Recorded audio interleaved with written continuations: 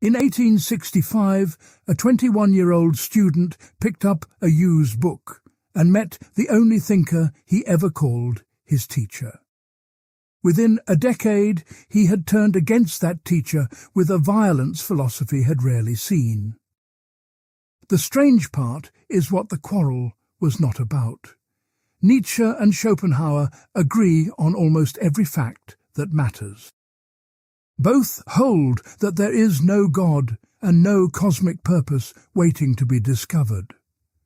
Both hold that suffering is not an accident of existence, but woven into its fabric.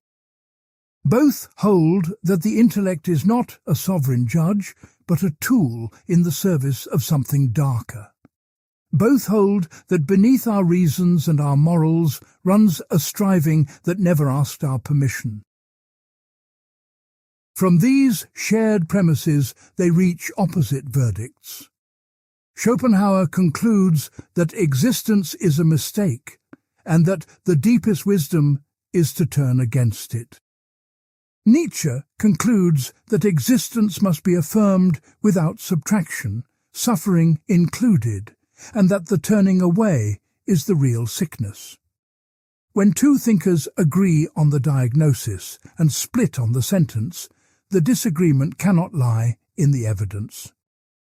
It must lie in some premise so deep that neither evidence nor logic alone can reach it.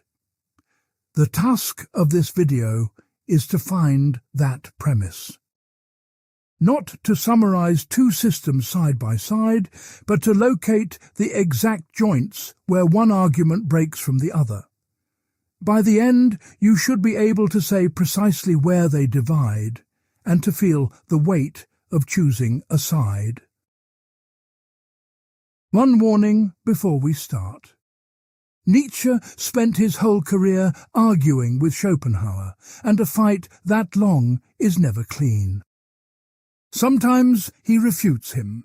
Sometimes he merely inverts him while keeping the machinery intact. And on at least one question, whether he ever actually answered the old pessimist, the scholarship remains genuinely divided. We will not pretend otherwise. Part 1. The Inheritance, How One Book Captured Nietzsche, Leipzig, October 1865. A philology student wanders into an antiquarian bookshop and picks up a fat 2-volume work by an author he barely knows. The book is The World as Will and Representation, published 47 years earlier and ignored for most of that time. Nietzsche later reported that something he could not explain told him to take it home. He read it for 2 weeks, in a state he described as looking into a mirror that showed the world, life, and his own mind at terrifying magnification. That report should be treated as data, not decoration. The question it raises is why this book, of all books, struck a mind like his with that force. The answer lies in what German philosophy looked like from the inside in 1865. The dominant tradition descending from Hegel taught that history is rational, that spirit unfolds toward freedom, and that the real is intelligible through and through. A generation raised on this had watched it dissolve into academic system building that explained everything and gripped no one. Meanwhile, the sciences were quietly rebuilding the picture of man as an animal among animals, driven by forces older than reason. Schopenhauer was the one philosopher who had built that darker picture into a complete system decades early. He said openly what the optimistic systems were designed to avoid saying. The world has no goal. Reason is a latecomer and a servant. And the suffering of every sentient creature is not a puzzle to be explained away, but the central fact a philosophy must face. Nietzsche later wrote that Schopenhauer was the first admitted and uncompromising atheist among German philosophers, and that his honesty was the precondition for his greatness. That sentence tells you what the inheritance actually was. Before any doctrine, Nietzsche inherited a standard of honesty about the worst. The doctrines came too, and we should list them precisely, because each one becomes a battlefield later. First, the claim that the inner essence of the world is will, a blind striving prior to all thought. Second, the claim that the intellect is an instrument this striving produced for its own purposes. Third, the claim that suffering is structural, built into the form of desire itself rather than into bad circumstances. Fourth, the claim that art and music above all reaches deeper than concepts can. Fifth, the claim that morality rests on compassion rather than on reason or divine command. The young Nietzsche absorbed all five. The mature Nietzsche kept the first four in radically rebuilt form and burned the fifth to the ground. But the inheritance was never mainly doctrinal, and Nietzsche said so himself. In 1874 he published Schopenhauer as Educator, the third of his untimely meditations. The essay contains almost nothing about the metaphysics of will. What it praises is an exemplar, a man who thought entirely outside the academy, the state, and the approval of his age. Schopenhauer had waited decades in total obscurity without adjusting a single sentence to fashion. For Nietzsche, that independence was philosophy itself, the thing the professors had lost. Years later, in Ecce Homo, he admitted that the essay was really about himself, a portrait of the thinker he intended to become wearing his teacher's face. That admission gives us the true shape of the relationship. Schopenhauer was less a source of beliefs than a measure of seriousness, the figure against whom Nietzsche tested whether his own thinking was honest enough. Even the first book already shows the quarrel hidden inside the loyalty. The Birth of Tragedy, published in 1872, speaks Schopenhauer's language on nearly every page. The Dionysian is the will, the Apollonian is representation, and music carries the metaphysical weight Schopenhauer assigned it. But look at what the book is for. Its famous claim is that existence is justified as an aesthetic phenomenon, that the Greeks used tragedy to face the horror of life and say yes to it anyway. Justifying existence is exactly what Schopenhauer's system forbids. His philosophy ends in the denial of the will, not its celebration through art. So Nietzsche's first book uses the teacher's vocabulary to smuggle in the conclusion the teacher spent 1,000 pages refuting. The break of 1876, when human, all too human, turned coldly scientific and dropped the metaphysics, only made official a divergence present from the first page. One more fact completes the picture. Nietzsche never stopped calling him my great teacher, even in the late works written at maximum hostility. In the preface to On the Genealogy of Morality, written in 1887, the central target is named as the value of compassion, and the opponent is named as his great teacher, Schopenhauer. The whole mature philosophy presents itself as an answer to one man. So the real question of this series is now visible. What exactly did the student accept so deeply that he needed 20 years to dig it out of himself? The digging starts at the foundation, the doctrine that gave Schopenhauer's book its title, the claim that the world is will. Part 2.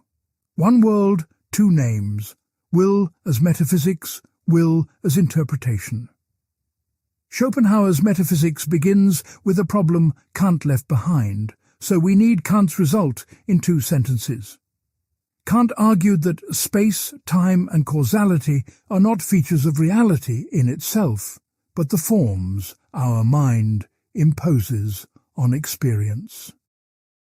It follows that we only ever know appearances, and that the world as it is in itself remains permanently closed to us. Most philosophers after Kant either accepted that closure or tried to argue their way around it with more concepts. Schopenhauer saw a third option that no one had noticed, and it is genuinely brilliant. Concepts cannot reach behind appearance, he agreed. But you are not only a spectator of the world, you are also a piece of it. Here is the argument in its strongest form. Watch your own hand move across a table.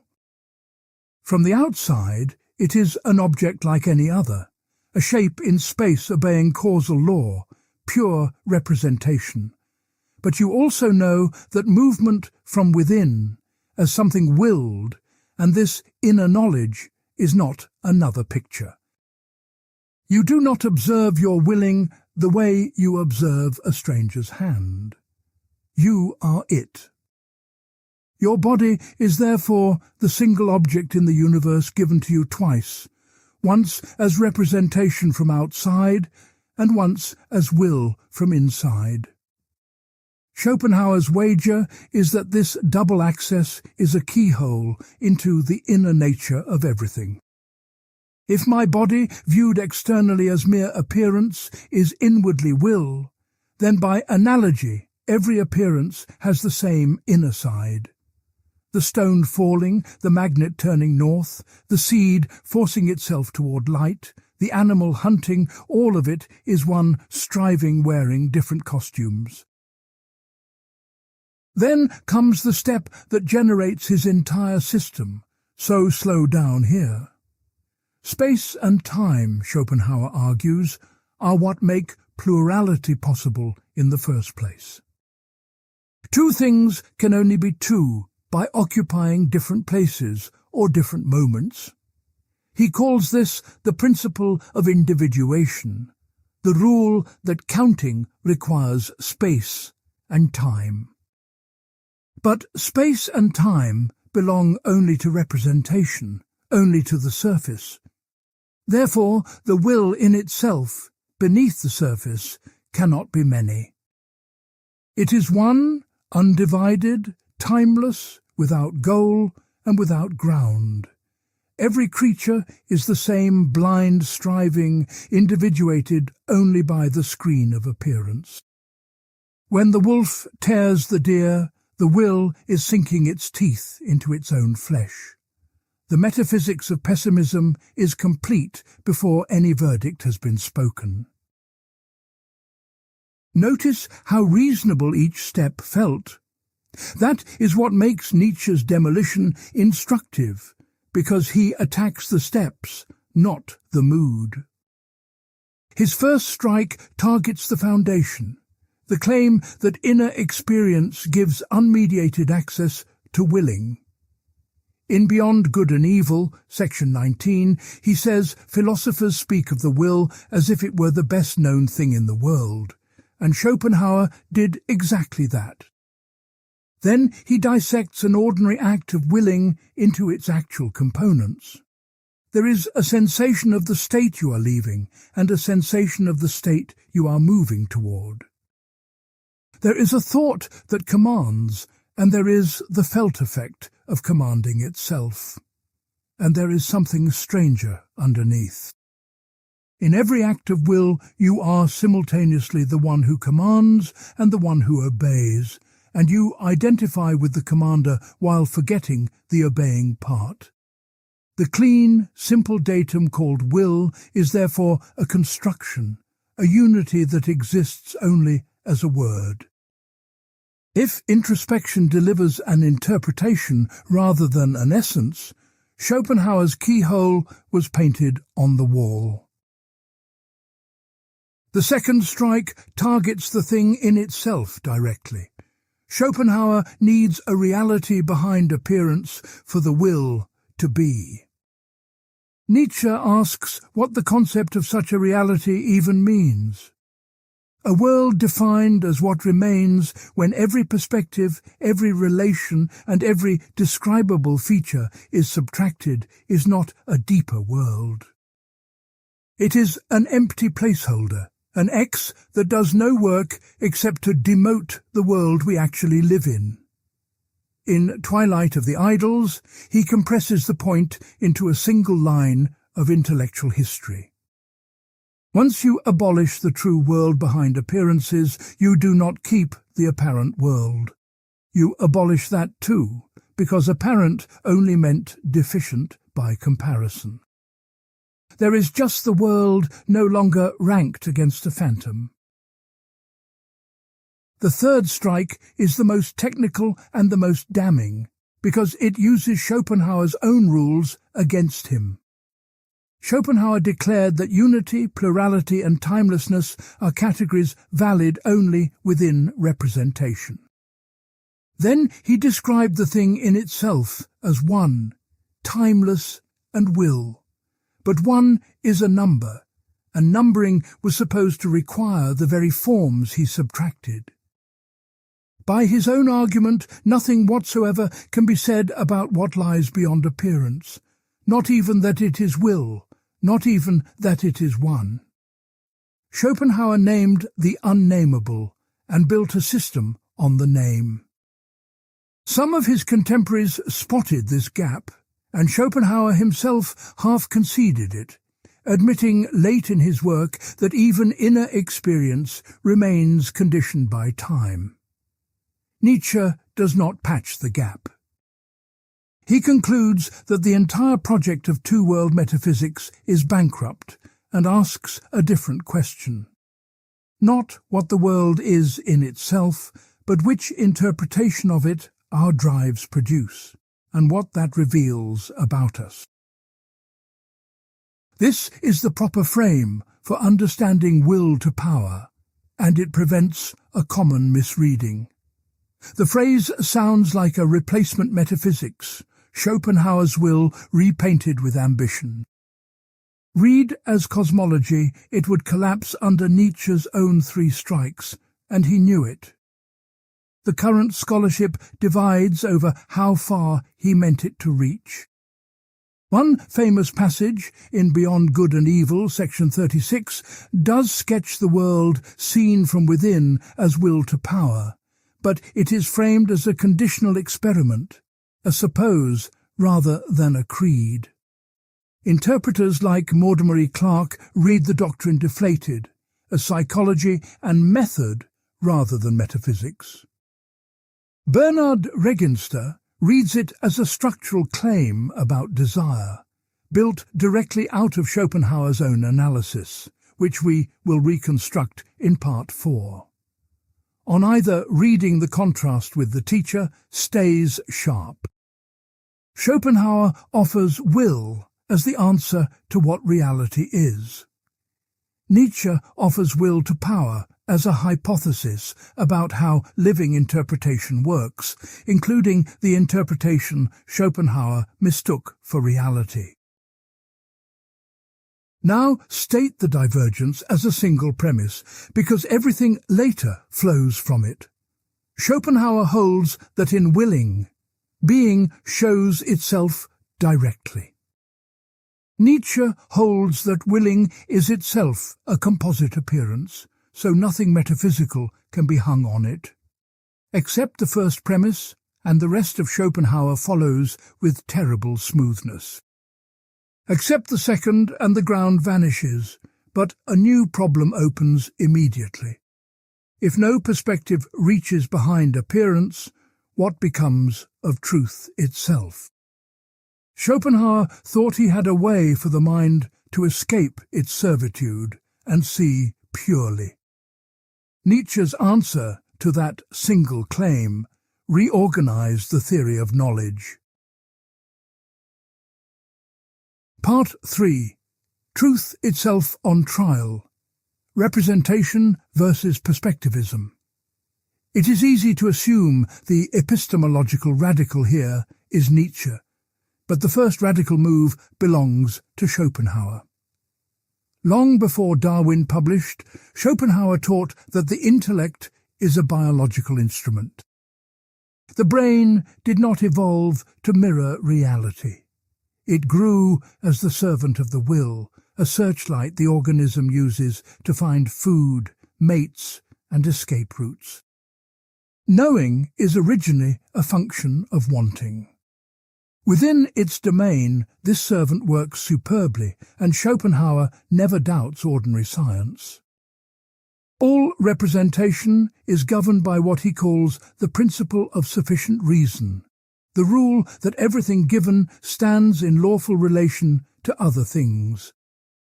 Science maps those relations, and the map is genuinely correct as far as relations go.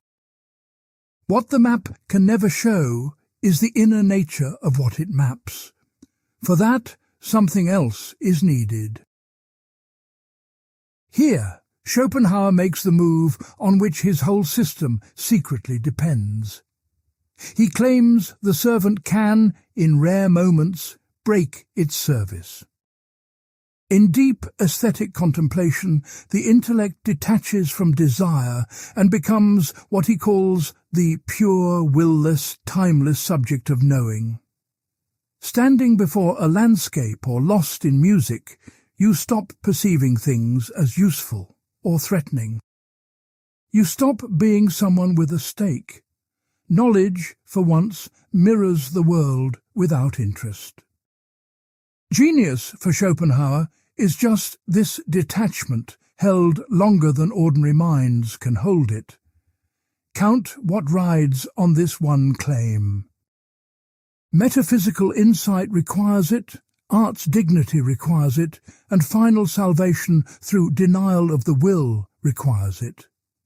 The exception to the servant thesis is the load-bearing wall of the entire building.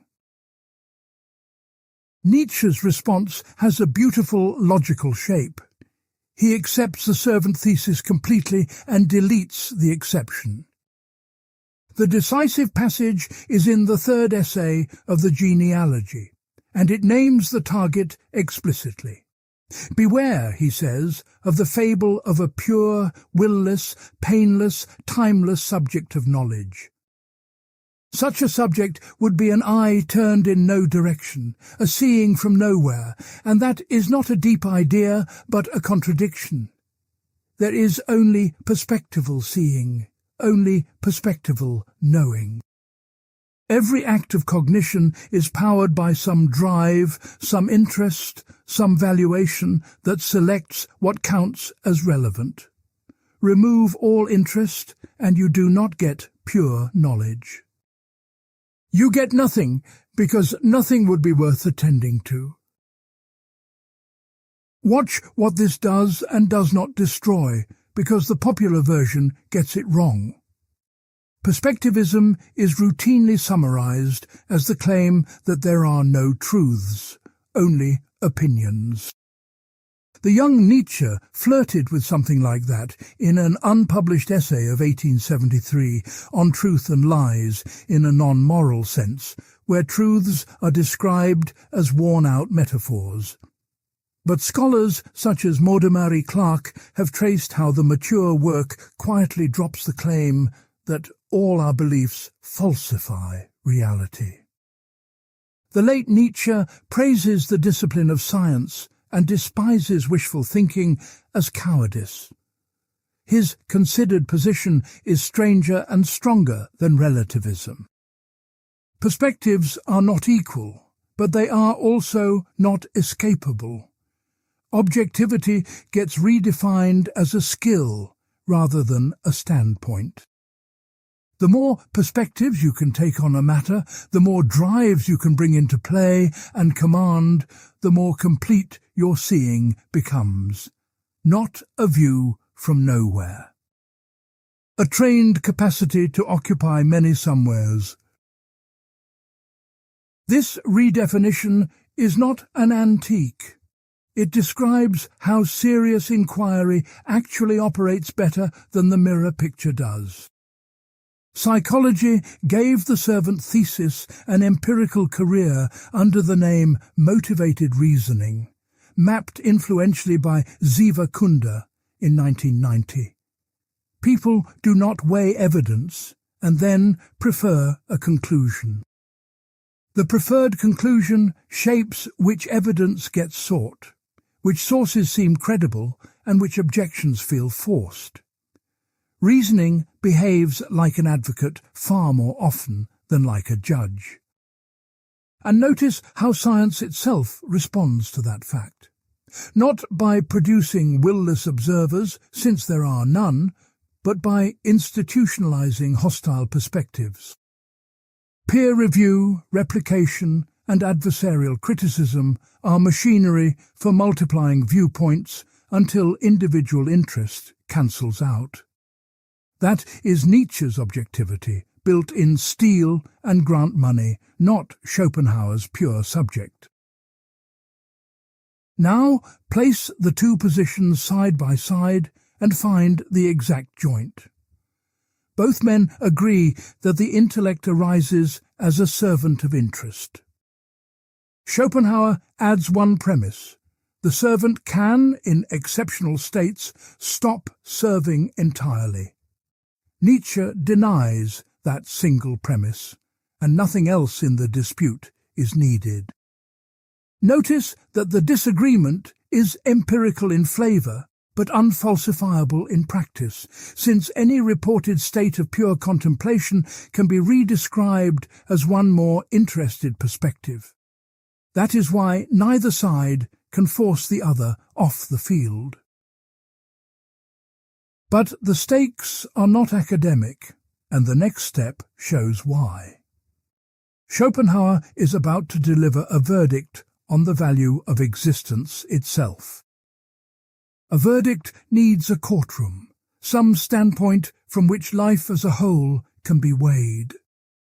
His epistemology supplies one, the will-less subject, the witness outside the game. Nietzsche has just burned that courtroom down. If every judgment is delivered from inside some perspective of life, then a judgment on life as a whole is delivered by an interested party. Hold that thought through the next two parts. First, we need the evidence Schopenhauer brings to court, his analysis of desire, which is the most empirically serious thing he ever wrote. Part 4. The structure of desire, lack, boredom, and the pendulum of suffering.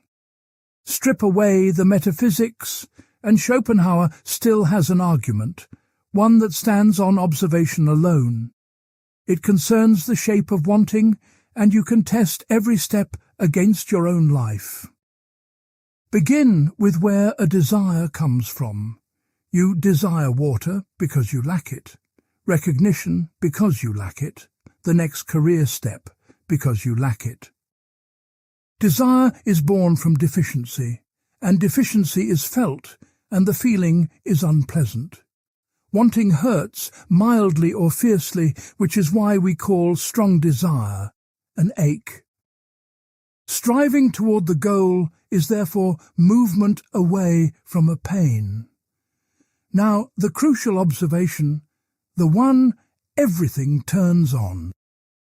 When the goal arrives, what exactly do you get? Schopenhauer answers, nothing positive, only the removal of the lack that hurt. Satisfaction is the cancellation of a minus, never the addition of a plus. You notice thirst intensely, and notice its absence not at all. He supports this with an asymmetry anyone can verify. Health, youth and freedom go unfelt for as long as we possess them. The moment one is lost, it fills the entire horizon. A tiny pebble in the shoe dominates awareness, while the comfort of the whole healthy body registers as nothing. Pain announces itself. Well-being is silent. If pleasure were a positive presence, it should be as loud as pain, and it never is. The accounting that follows is grim. A life is a stream of felt deficits punctuated by unfelt cancellations.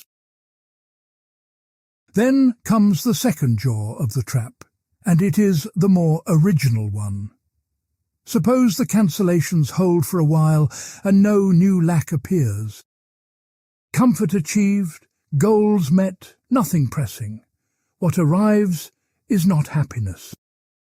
What arrives is boredom, and Schopenhauer treats boredom as a philosophical revelation rather than a nuisance. In boredom, you suffer, although nothing is wrong. No need is unmet, yet existence itself becomes heavy, an empty pressure with no object.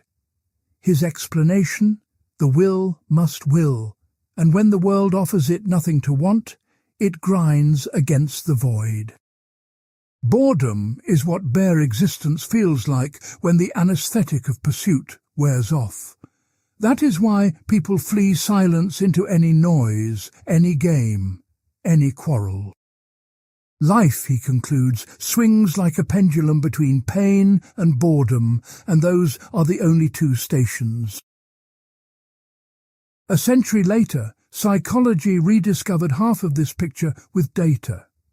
In 1978, Philip Brickman and colleagues compared lottery winners with people paralyzed in accidents. Winners drifted back toward their old level of happiness with startling speed and even reported less pleasure in ordinary activities. The pattern became known as hedonic adaptation, the treadmill on which attainment resets the baseline and the chase resumes. Every consumer economy is engineered around this reset. The phone that thrilled you in October is invisible to you by March, and an industry depends on that invisibility. Schopenhauer would read the entire advertising profession as a machine for manufacturing the lax the pendulum requires. On the data, he has simply not been refuted. Here is where Nietzsche does something far more interesting than denying the data. He accepts every observation and rejects the interpretation underneath, and Bernard Regenster's reconstruction shows the logic cleanly. Schopenhauer's whole analysis assumes that desire aims at a state, the state in which the lack is gone. If that assumption holds, the pendulum is inescapable, because every reached state either spawns new lack or decays into boredom. Nietzsche's counterthesis is that the assumption misreads what we want. We do not finally want states. We want activity, and specifically the activity of overcoming resistance. That is the precise content he gives the phrase will to power. Alongside any first-order goal runs a second-order desire, a desire that reaching the goal be a struggle and that the struggle be won. Test the rival theories against the same evidence, because this is where the fight gets decided. Why does attainment deflate? Schopenhauer says, because satisfaction was only ever the removal of pain, so there was nothing there to enjoy. Nietzsche says, because the goal was never the point, the overcoming was, and a held goal offers nothing further to overcome. Both explanations fit the lottery data equally well. Now ask which explains the rest of human behavior. The chess player who wins effortlessly seeks a stronger opponent, not a weaker one. The climber who summits looks immediately for a harder face, and the scientist who solves a problem hunts a deeper one. On Schopenhauer's model, this behavior is madness, a voluntary return to the rack of wanting. On Nietzsche's model, it is the most natural thing in the world, because resistance is the raw material of satisfaction. Nietzsche defines happiness in exactly these terms in The Antichrist. Not contentment, but the feeling that power grows, that a resistance is overcome. The consequence for suffering is the real earthquake. If satisfaction is the overcoming of resistance and suffering is the experience of resistance, then suffering is an ingredient of satisfaction, not its opposite. Remove all obstacles from a life and you have not perfected it. You have made the only satisfaction it could contain impossible. Schopenhauer's pendulum thereby dissolves rather than being denied. Boredom stops being a revelation of existence's emptiness and becomes the signature of insufficient resistance, a hunger for difficulty. Psychology offers a striking parallel here too. In the research program, Mihaly Csikszentmihalyi built around the state he called flow. Across thousands of experience samples, people report their deepest absorption when challenge slightly exceeds comfort and skill rises to meet it. Too little challenge produces boredom, exactly as Nietzsche's model predicts and Schopenhauer's cannot easily accommodate. Honesty requires giving Schopenhauer his counterattack, and it is strong. The Nietzschean picture quietly assumes resistance that is matched to strength, obstacles of the kind a climber chooses. Most suffering in the world is not like that. The chronic pain that cannot be fought, the grief without an opponent, the poverty that grinds rather than challenges. Calling such suffering raw material for overcoming sounds obscene, and Nietzsche does not entirely deny the charge. His response is to admit that affirmation through resistance is not available to everyone, that it presupposes strength, health, and a kind of luck. Schopenhauer would call that an aristocratic dodge, a philosophy for the fortunate that abandons the rest. Whether Nietzsche has an answer to that charge is a question we will face head-on in Part 15. For now, fix the divergence in a single line. Schopenhauer. Desire aims at a state, so suffering is a defect of existence. Nietzsche. Desire aims at an activity, so suffering is a component of its success. Same observations, two theories of wanting, and everything hangs on which is true. Schopenhauer now takes his theory and does what no major philosopher had dared to do in print. He puts existence itself on trial and reads out a sentence. Part 5.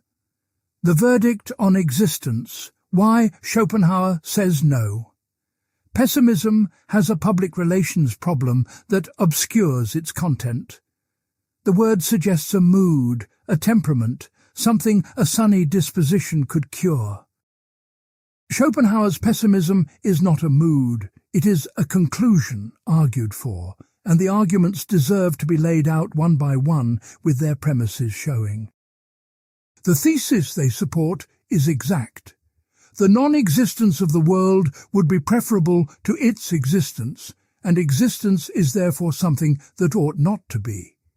Not that life contains too much sadness. That being itself fails a test. The first argument flows straight from Part 4, and we can state it as a calculation. Premise 1. All satisfaction is negative, the mere cancellation of a felt lack. Premise 2. The lack itself is positively felt as suffering. Conclusion. The best any life can achieve is to break even, paying off debts of pain with currency that has no positive value. But no life breaks even, since wanting is constant and cancellation is brief. Schopenhauer's image is commercial and cold. Life is a business that does not cover its costs. Notice the argument is valid. If you accept the negativity of satisfaction, the bookkeeping follows, which is why Nietzsche attacked the premise about desire rather than the arithmetic. The second argument drops the bookkeeping and points at the world. Grant, for argument's sake, that pleasure and pain are both real and positive. They are still catastrophically asymmetric in intensity, and Schopenhauer's example has never been improved upon. Compare the feelings of two animals, one of which is eating the other. The predator gains a passing satisfaction, one meal among thousands. The prey loses everything in an agony that consumes its entire being. Nature runs on this exchange at every scale, every hour, and the exchange rate is monstrous. A single hour of torture, he suggests, outweighs a year of comfortable days, and no symmetrical pleasure exists that anyone would accept torture to gain. If the currency of suffering is worth more per unit than the currency of joy, then even a world with frequent pleasures runs at a loss. The third argument concerns time, and it cuts even when nothing hurts. Whatever you attain exists only in a present that is collapsing as you hold it. The past is nothing, the future is not yet, and the present is a vanishing border between two voids. Every satisfaction is therefore handed to you, already dissolving, like ice in a warm hand. Existence, he writes, is a constant dying, a motion that consumes its own ground. A being whose nature is striving, placed in a medium whose nature is loss, cannot in principle arrive anywhere. This is the argument from vanity, in the old sense of emptiness, and it gives his pessimism its strange serenity. The complaint is not that life treats us badly. It is that there is nothing time would allow us to keep, even if it treated us well. The fourth argument is the notorious one, and intellectual honesty requires flagging its weakness. Leibniz had argued that God, choosing among possible worlds, must have created the best one. Schopenhauer inverts the formula and claims this is the worst of all possible worlds. His reasoning, given in the second volume, runs roughly so. A world even slightly worse could not continue to exist at all.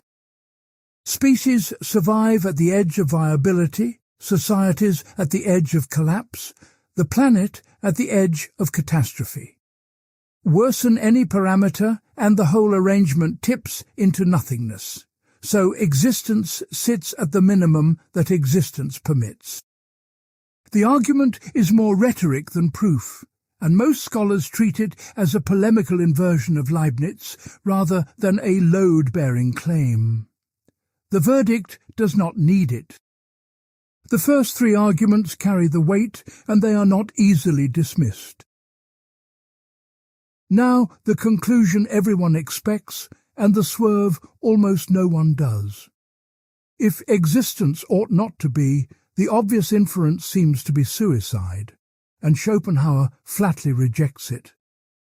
His reasoning is precise, and follows from his Metaphysics. The person who destroys their life does so because life refused them the satisfactions they craved. Their act is therefore an act of frustrated craving, willing in its most desperate form. Suicide destroys one appearance of the will while affirming the will itself, like smashing a single mirror to kill what it reflects. The pessimistic conclusion demands something far harder and stranger. Not the destruction of the body, but the slow extinction of wanting itself, the path he calls denial of the will. What that denial involves, and why Nietzsche came to regard it as the most dangerous idea in Europe, belongs to later parts. Before leaving the courtroom, examine the bench. A verdict on existence requires a standpoint from which existence as a whole can be weighed. Weighed against what, and felt as wanting by whom? Schopenhauer's implicit standard is the painless, will-less calm of pure knowing, the very subject from Part 3. Existence is condemned by comparison with a stillness outside it. But Nietzsche has already argued that this standpoint is a fiction, an eye turned in no direction. If he is right, the trial of existence was conducted in a courtroom that does not exist, by a judge who was a party to the case in disguise. In Twilight of the Idols, he draws the radical conclusion. Judgments about the value of life as a whole can never be true. The living cannot judge it, because they are interested parties, and the dead cannot judge at all. The question itself, not merely Schopenhauer's answer, is what Nietzsche moves to dismantle. Whether a question that every suffering person asks can really be ill-formed is where we go next. Part 6. Suffering Without a Court, Nietzsche's Refusal of the Question. Is life worth living? No question sounds more natural, and none has better credentials. Every grieving parent asks it, every chronic patient at 3 a.m, every civilization in its scriptures. Schopenhauer's achievement, whatever else one thinks, was to treat it as a real question with a calculable answer. He gathered evidence, weighed pleasure against pain, and read out a verdict. Nietzsche's response is not a rival verdict. It is the claim that the trial itself was illegitimate, that no court exists in which existence could be tried. This move is easy to misstate, so we will build it premise by premise. Premise 1. Every evaluation requires a standard, something the evaluated thing is measured against. You can call a knife bad because knives have a function it fails to serve. You can call a Tuesday bad because Tuesdays sit inside a life that gives them measure. Premise 2. Every standard is held by some valuer, and every valuer is a living being. Valuing is something life does, an activity of interested perspectival creatures. Now, premise 3, the decisive one. A verdict on life as a whole would require a standard outside all life, held by a valuer who is not alive. No such standard exists, and no such valuer is possible. Therefore, total verdicts on existence are never true and never false. In Twilight of the Idols, Nietzsche compresses this into a formula. The value of life cannot be estimated, not by the living, who are interested parties, and not by the dead, for a different reason. But Nietzsche does not stop at declaring the question ill-formed, and here his real originality begins.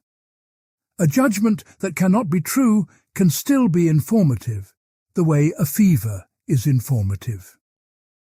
If the pessimist's verdict says nothing about life, it says a great deal about the pessimist.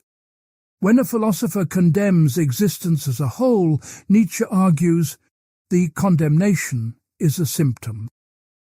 It tells you that in this particular organism, this configuration of drives and health and history, life has turned against itself. The verdict is the sound declining vitality makes when it learns to write books. The same logic applies to optimism, which he despises just as much. The Leibnizian who declares this the best of worlds is also emitting a symptom, a need for reassurance dressed as cosmology. Philosophy, read this way, becomes a kind of involuntary autobiography, and the philosopher's deepest claims are confessions. Stop and feel how much this move costs, because Nietzsche is not allowed to have it cheaply. The objection arrives immediately, and it has a name in logic. Explaining why someone holds a belief does not refute the belief, and arguing otherwise is the genetic fallacy. Suppose Schopenhauer's pessimism really did flow from bad digestion and a cold childhood.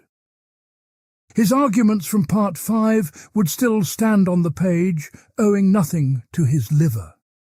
A sick man can prove a theorem. If Nietzsche's diagnosis is meant as a refutation, it fails, and commentators have said so for a century. The strongest reading of Nietzsche, defended in different forms by scholars like Brian Leiter, takes the diagnosis differently. It is not meant to refute, because by premise 3 there is nothing there to refute. The arguments of Part 5 conclude in a verdict, and the verdict is the element that can be neither true nor false. Once truth is off the table for that final step, the only remaining question is what the verdict does, what it serves, what kind of life it strengthens or poisons. Diagnosis is not a fallacy when evaluation, not truth, is the issue. Now turn the weapon around, because Schopenhauer's defenders have a counterattack of equal strength.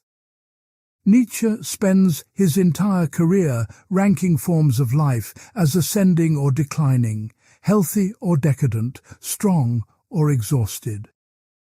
Those rankings are evaluations, and by his own premises they too are delivered from inside some perspective. What makes health a standard rather than a symptom? Why is the affirmation of life a measure of rank rather than one more confession, the autobiography of a man fighting his own despair? Nietzsche is aware of the trap and answers in a specific way. He does not claim his standard is true from nowhere. He claims it is the standard life itself enacts, since every living thing strives, expands, and resists destruction by its very functioning. To value life is to agree with what valuing already is. Whether that answer escapes the circle or just draws it more elegantly remains a genuinely open question in the scholarship, and we will return to it in Part 15. You might suspect this whole dispute is too abstract to touch anything, and you would be wrong. Modern institutions estimate the value of life every day, and the tension between the two positions runs straight through them. Health systems allocate budgets using quality-adjusted life years, a metric that scores years of existence by their expected well-being. Well-being economics ranks whole nations by life satisfaction surveys. All of this presupposes Schopenhauer's premise that life's value is a measurable quantity, even while rejecting his arithmetic. Nietzsche's point survives inside the practice as a quiet incoherence. Every such metric must choose a standard, and the choice of standard is itself an act of valuation that no measurement can justify. Ask why satisfaction is the measure rather than achievement, depth or struggle, and the questionnaires fall silent. The choice of scale is always made from inside a form of life, exactly as he said. The deepest difference between the two men is now visible, and it should be stated carefully. Schopenhauer thinks suffering raises a question that existence must answer, and that existence fails the exam. Nietzsche thinks suffering raises no question at all by itself. Suffering is raw fact, and the demand that existence justify itself before a tribunal is a leftover habit from theology.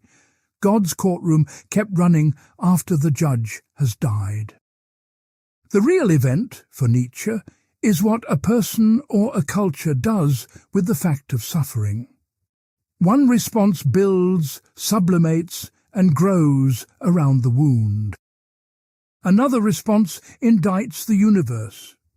The second response had, in his view, conquered the West under a particular name, and the name was morality. If verdicts on life are symptoms, then the moral system built on softening life's pain must be examined as a symptom too. Its cornerstone was the one value Schopenhauer placed beyond question: compassion. Part 7. Compassion against Cruelty. The Battle over Morality's Foundation. In 1840, Schopenhauer entered a prize competition with an essay on the foundation of morality, and its opening demolition still draws blood. The target is Kant, who had grounded morality in pure reason, in the famous categorical imperative. Schopenhauer's objection is brutally simple. Commands presuppose a commander, so an absolute command secretly presupposes the God that Kant's philosophy had officially set aside. Strip the theology away, and reason alone moves no one, because reasoning is a calculator, not a motive. You can derive consequences all day without caring about any of them. If morality exists, it must rest on something that actually moves human beings, an incentive rather than a formula. So Schopenhauer goes looking for the incentives that actually exist, and he finds exactly 3. The first is egoism, wanting one's own good, the default setting of every creature. The second is malice, wanting another's harm for its own sake, rarer but real. The third is the strange one, and everything in his ethics hangs on it. Sometimes another being's suffering moves me directly, as immediately as my own pain moves me, with no calculation in between. A stranger's child stumbles toward traffic, and your body is moving before any thought of reward, duty, or reputation has formed. Schopenhauer calls this compassion and declares it the everyday mystery, the one phenomenon ethics must explain. His explanation reaches down into the metaphysics of Part 2. Individuality is a feature of the surface, of representation, where space and time divide the one will into many bodies. In compassion, the partition wall turns momentarily transparent. I suffer in the other because, at the deepest level, the other is me, the same will under a different costume. Compassion is metaphysical truth breaking through as feeling, and he seals it with a formula from the Upanishads. This art thou. Grant the theory its full strength before the attack arrives. It explains moral motivation without God, without commands, and without pretending people are rational. It predicts that moral concern tracks felt connection rather than logical consistency, which matches human behavior depressingly well. And it generates a clear ethical program. Since suffering is the evil and compassion the sole moral incentive, morality means reducing suffering everywhere, for every sentient being. Schopenhauer extends moral standing to animals decades before this was respectable, for exactly this reason. The boundary of morality is the boundary of the capacity to suffer. Every modern movement that defines ethics as the minimization of suffering is living inside this architecture, whether it knows the name or not. Nietzsche announces in the preface to the Genealogy that the value of compassion was the question from which his whole project grew, and he names his great teacher as the opponent. Notice the phrasing, because it defines his method. Not whether compassion exists, which he never denies, but what it is worth, a question Schopenhauer treated as already answered. The attack then comes in layers, and each layer is a separate argument. The first is arithmetic. Pity, taken simply as shared suffering, increases the total suffering in the world, doubling each pain by reflecting it in a second nervous system. A morality that hates suffering and multiplies it by sympathy is working against its own accounting. The second layer is psychological, and here Nietzsche does his most famous unmasking. In Daybreak, he dissects acts of pity the way an anatomist dissects a hand, and finds them swarming with motives the agent never sees. There is relief that the misfortune is not ours, and a faint pleasure in that relief. There is the quiet elevation of standing above someone, the helper's superiority that the helped person feels and resents. There is fear, since the other's wound advertises our own exposure, and helping calms the advertisement. None of this proves pity is always corrupt, and careful readers like Christopher Janaway stress that Nietzsche's psychology aims to complicate, not simply to debunk. The argument is rather that Schopenhauer mistook a compound for an element. The everyday mystery dissolves under honest observation into very unmysterious ingredients. The third layer is the deep one, because it transposes Part 4 into ethics. Schopenhauer's program follows from his premise that suffering is the evil, full stop. Nietzsche has already rejected that premise. If satisfaction is the overcoming of resistance, then suffering is entangled with everything in humanity worth having. In Beyond Good and Evil, he states it as a hard sentence. The discipline of great suffering has created every enhancement of the human being so far. Now, watch what follows for compassion as a system. An ethic whose single goal is the abolition of suffering is, without intending it, an ethic for the abolition of growth, depth, and greatness. Pity, universalized into a civilization's master value, becomes a vast machine for keeping everyone comfortable and small. That is why Zarathustra's final temptation, the last sin that could destroy him, is pity itself. Be precise about what Nietzsche is not saying, because the part title's word cruelty invites a misreading. He does not advocate tormenting the weak, and he explicitly mocks brutality as a sign of crudeness rather than strength. His positive alternative has two faces. Toward oneself and one's friends, hardness, meaning the refusal to spare someone the difficulty their growth requires. Toward others, what he calls the gift-giving virtue and shared joy, generosity flowing from abundance rather than from being infected by another's wound. The contrast he draws is between two sources of helping. One helps because the other's suffering hurts me and I need the hurt to stop. The other helps from overflow, the way a full vessel spills. The first he calls pity and distrusts. The second he honours, though he refuses to call it morality. Here the dispute crosses into the laboratory, and the findings are startlingly relevant.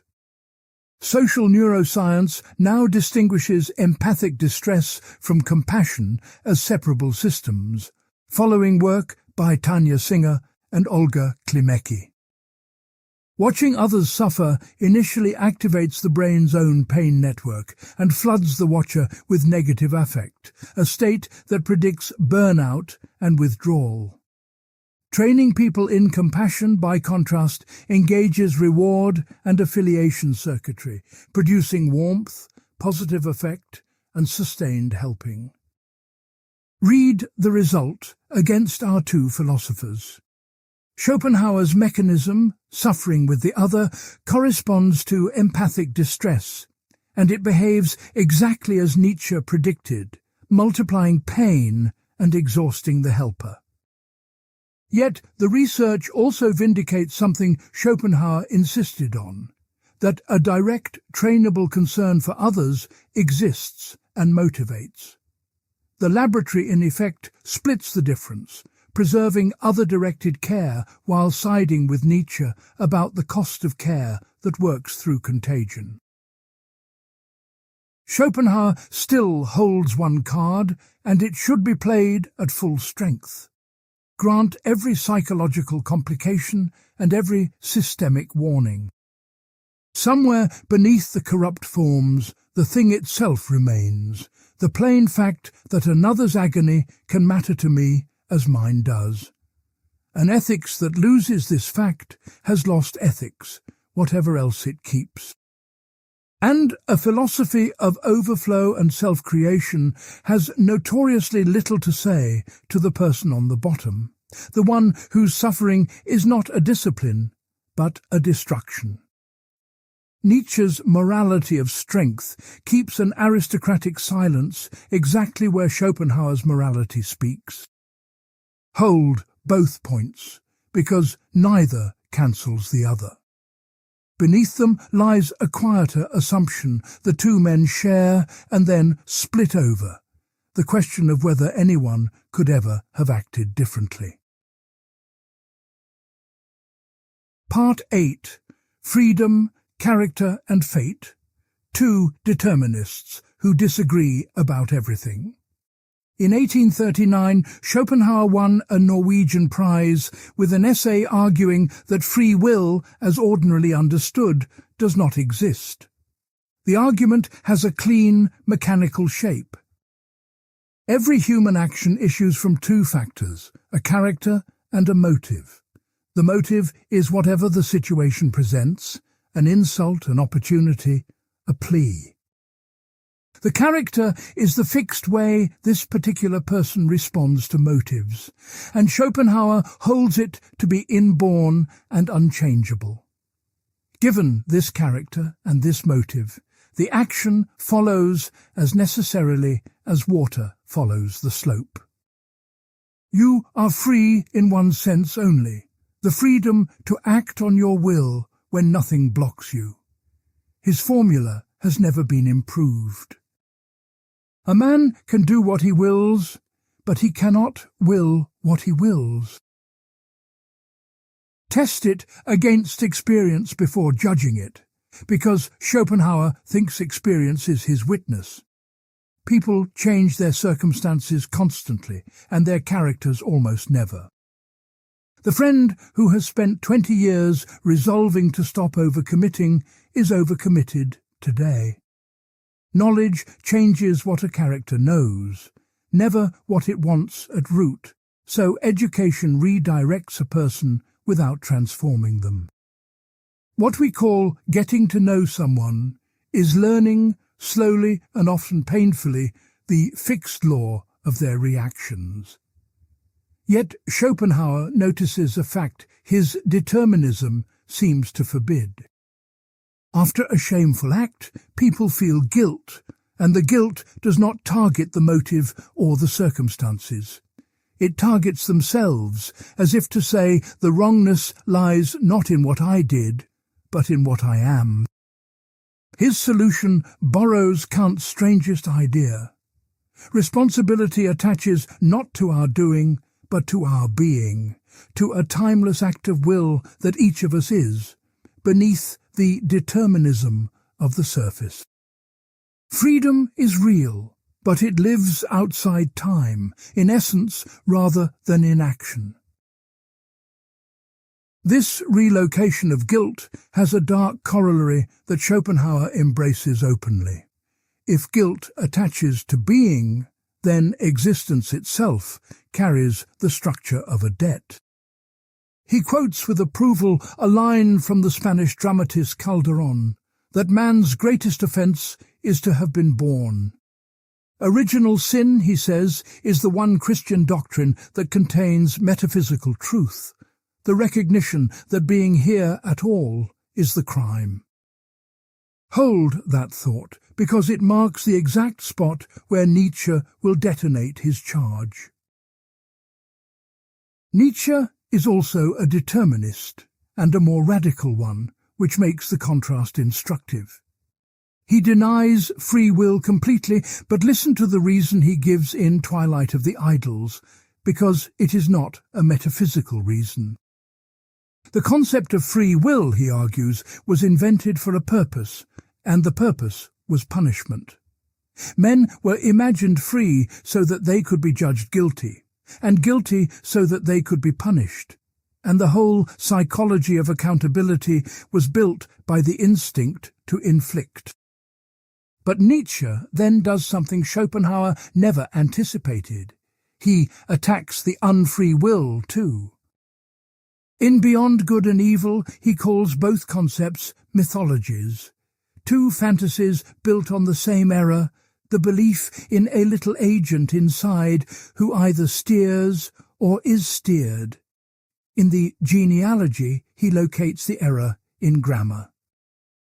Language puts a subject before every verb, so we imagine a doer behind every deed, a lightning behind the flash. There is no doer behind the deed. The deed is everything, and the self is not the author of its acts, but their sum. On the fixity of character, the two men stand closer than either's reputation suggests, and the honest move is to say so. Nietzsche writes in Beyond Good and Evil of a granite of spiritual fate at the bottom of each person, an unteachable core that no education reaches. That is Schopenhauer's inborn character under another name. The divergence lies in what the fixity leaves open. For Schopenhauer, nothing, since character is a finished sculpture that circumstance merely lights from different angles. For Nietzsche, the core is fixed, but the arrangement is not, and arrangement is everything. In Daybreak, he compares the self to a gardener who cannot choose his plants but can train, prune and compose them into 100 different gardens. The gay science calls it giving style to one's character, surveying one's necessities and binding them into a form one can love. Neither man believes you choose what you are.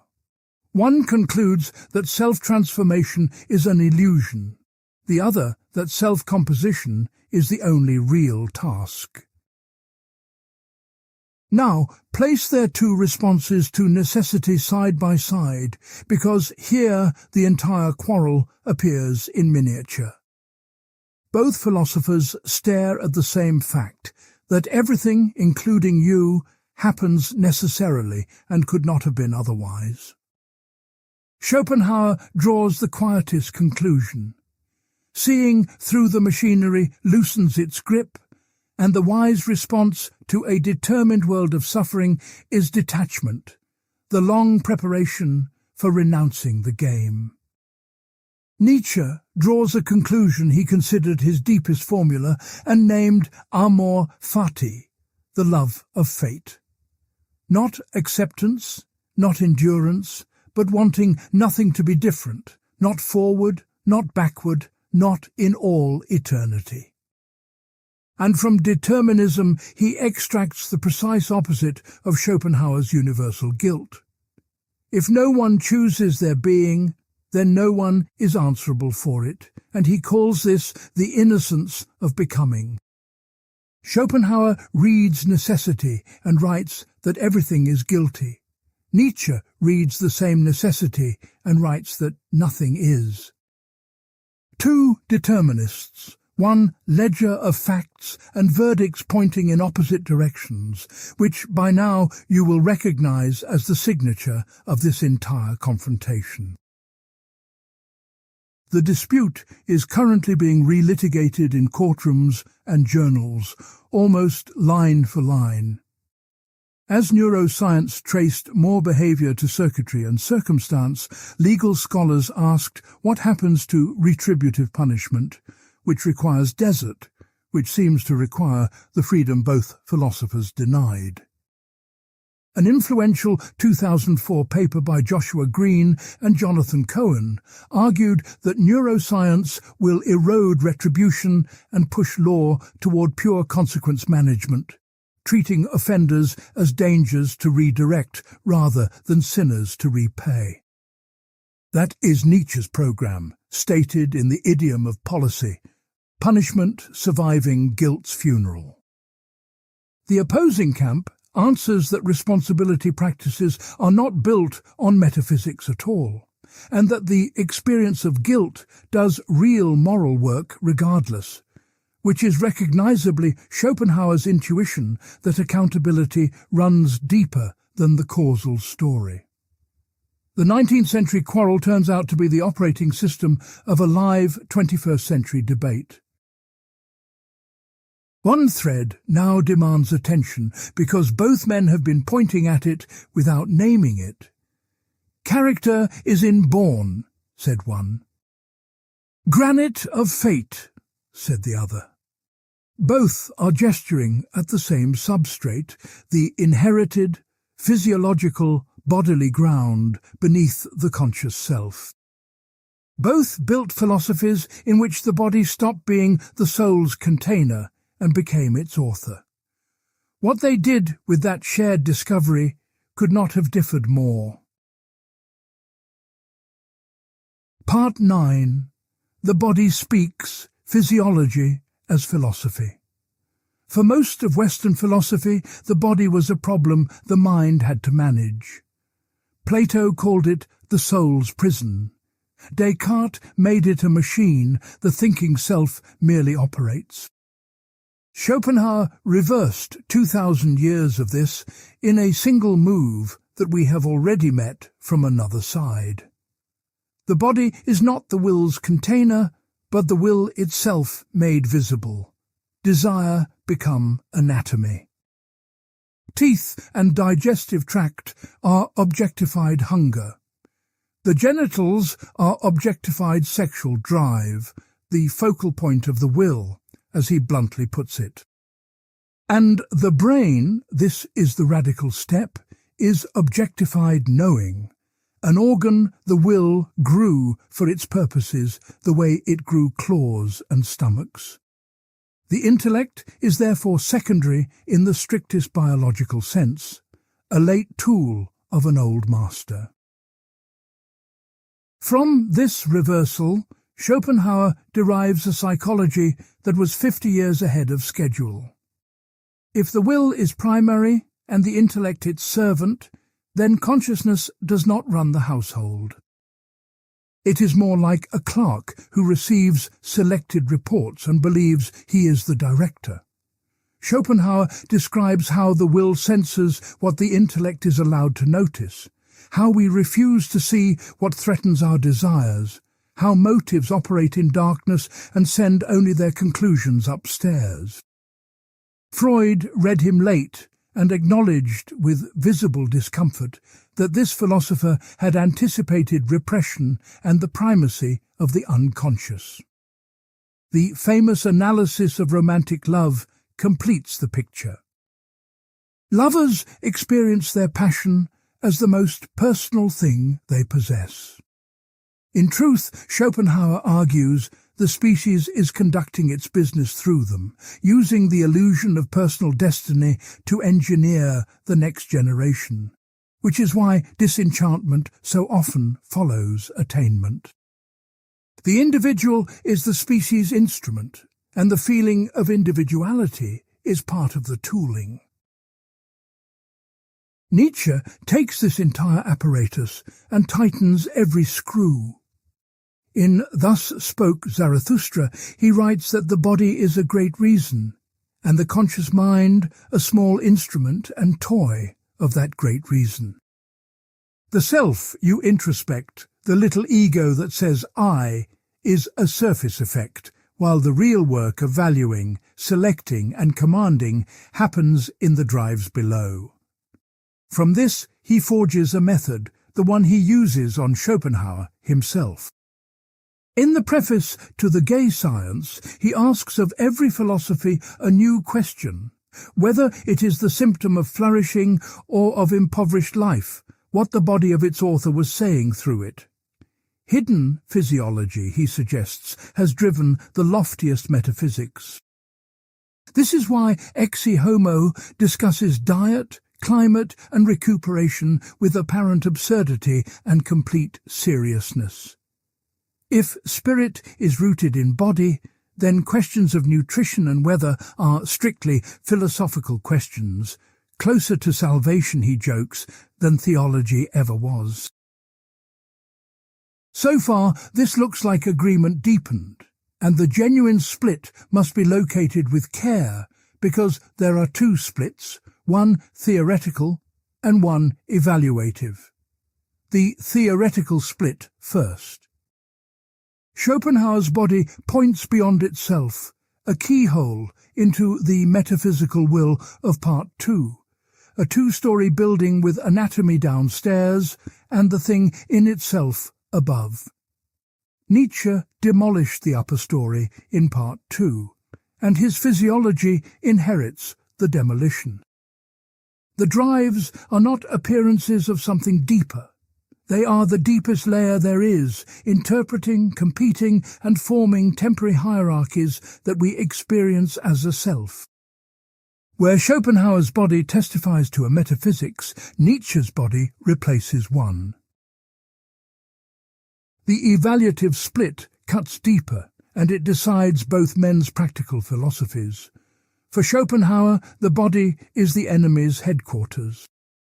Since the body is the will made flesh, and the will is the engine of suffering, every path to salvation must lead away from the body through fasting, chastity and mortification, the ascetic program we will dissect in Part 12.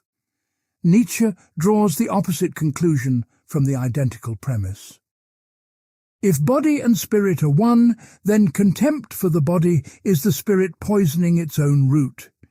He reads 2 millennia of body hatred, Plato's prison and Christianity's flesh, as the signature of declining life, organisms whose instincts had turned against them and who built metaphysics to dignify the turning. Zarathustra's despisers of the body are not wrong about a doctrine. They are sick in a specific diagnosable way, and their philosophy is the fever chart. Watch the split play out on the test case of sexuality, where the two diverge with maximum clarity. Both agree the sexual drive is the will's strongest expression and a master manipulator of consciousness. Schopenhauer concludes it must be extinguished, and he makes chastity the first step of the saint's path, the will to life denied, at its focal point. Nietzsche points out, in Twilight of the Idols, that this is exactly the Church's method, and he gives the rival program a name that stuck.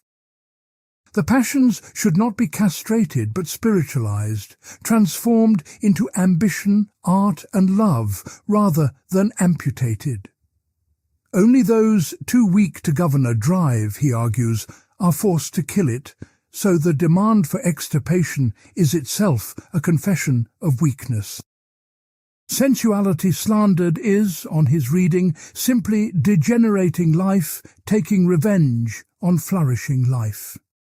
The disagreement is total, yet notice once more that it rests on zero disagreement about the facts of the drive. The shared discovery, meanwhile, has become mainstream science, which is worth registering precisely. Antonio Damasio's somatic marker research in the 1990s showed that patients with damaged emotion circuitry, their reasoning intact, become catastrophically bad at deciding. Pure intellect, cut off from bodily feeling, cannot even choose a lunch because feeling is what weights the options.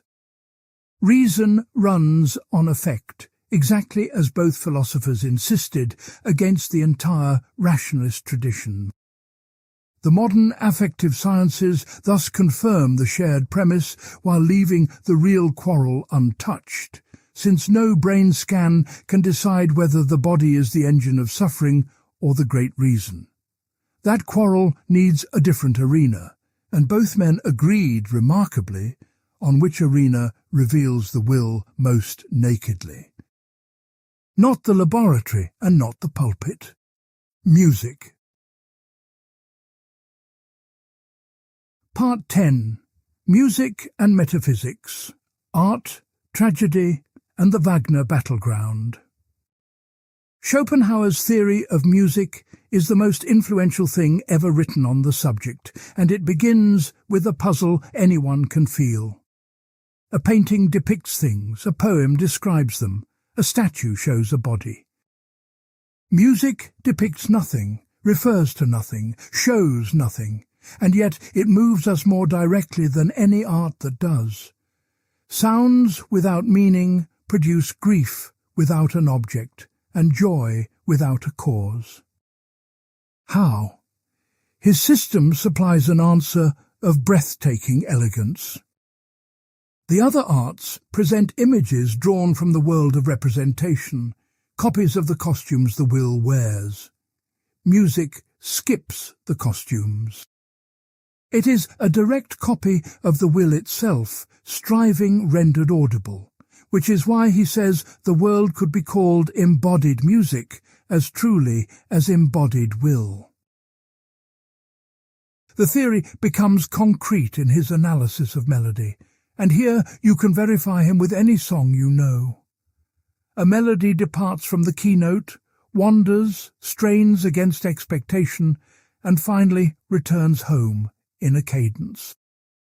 That trajectory, departure, tension, delay, resolution is the exact anatomy of desire from Part 4, lack and striving and satisfaction, translated into pitch and time. Suspend the resolution and the listener aches. Grant it and something in the chest settles. Music, on this theory, is the inner life of wanting played back to us, stripped of objects, which is why it feels like the most private confession despite saying nothing. A century later, the musicologist Leonard Meyer built the modern science of musical emotion on precisely this mechanism, expectation aroused, frustrated, and resolved. Neuroscience then closed the loop when Valery Salimpour and Robert Zatorre showed dopamine releasing in anticipation circuits during the build and in reward circuits at the peak. Schopenhauer's Anatomy of Melody, written in 1818, sits inside those findings like a blueprint. In 1854, this theory found the reader who would turn it into European history. Richard Wagner read the world as will and representation, and recognized, by his own account, the explanation of his own art. Tristan and Isolde is the result, an opera engineered as Schopenhauerian metaphysics. Its famous opening chord refuses resolution, and the refusal is sustained with agonizing deferrals for nearly 4 hours, desire as a structural principle. Resolution arrives only at the very end, as the lovers' deaths longing extinguished in the only way the system permits. Into this orbit in 1868 walked the young Nietzsche, and the friendship with Wagner became the most intense relationship of his life. The birth of tragedy is its monument. Schopenhauer's Metaphysics of music fused with Greek tragedy and aimed at a German rebirth through Wagner's art. Teacher, composer and disciple briefly formed a single constellation. The constellation exploded, and the explosion is philosophically exact, not personal gossip. Attending the first Bayreuth Festival in 1876, Nietzsche found theatrical spectacle, cultural politics, and an audience he despised, and he fled before it ended. The breaking point came with Parsifal, Wagner's final work, a festival of redemption, chastity, and Christian pity. In Nietzsche's eyes, Wagner had not merely changed styles. He had completed Schopenhauer's logic, delivering art whose whole function was to make denial of the will beautiful, renunciation set for orchestra. The Case of Wagner, written in 1888, prosecutes the composer as a decadent, a hypnotist whose music does not strengthen but seduces and exhausts. Sickness made sublime. Against him, Nietzsche holds up, half seriously, Bizet's Carmen, music that is light, definite, southern, and cruel in its cheerfulness. The Wagner case is the Schopenhauer case continued by other means, a fight about what art is for conducted over a particular orchestra. Beneath the polemic lies a precise theoretical disagreement, and it should be stated as one. For Schopenhauer, aesthetic experience is valuable because it suspends willing. Absorbed in music or a landscape, you stop wanting. The pendulum of part 4 halts, and for a few minutes you taste the peace that full denial would make permanent. Art is a temporary salvation, the Sabbath of the penal servitude of willing, and its highest service is to point beyond life. For the mature Nietzsche, this gets the phenomenon backwards. In Twilight of the Idols, he defines the aesthetic state as Rausch, intoxication, a feeling of plenitude and overflowing strength in which the whole organism is heightened, not silenced. Art is the great stimulant to life, he writes, and the question to ask of any artwork is whether hunger or abundance created it. Same concert hall, same absorbed listener, and one philosopher hears the will falling asleep, while the other hears it surging. By now you will recognize the pattern from desire, from compassion, from fate. Identical phenomenon, opposite reading, and no neutral observation to settle it.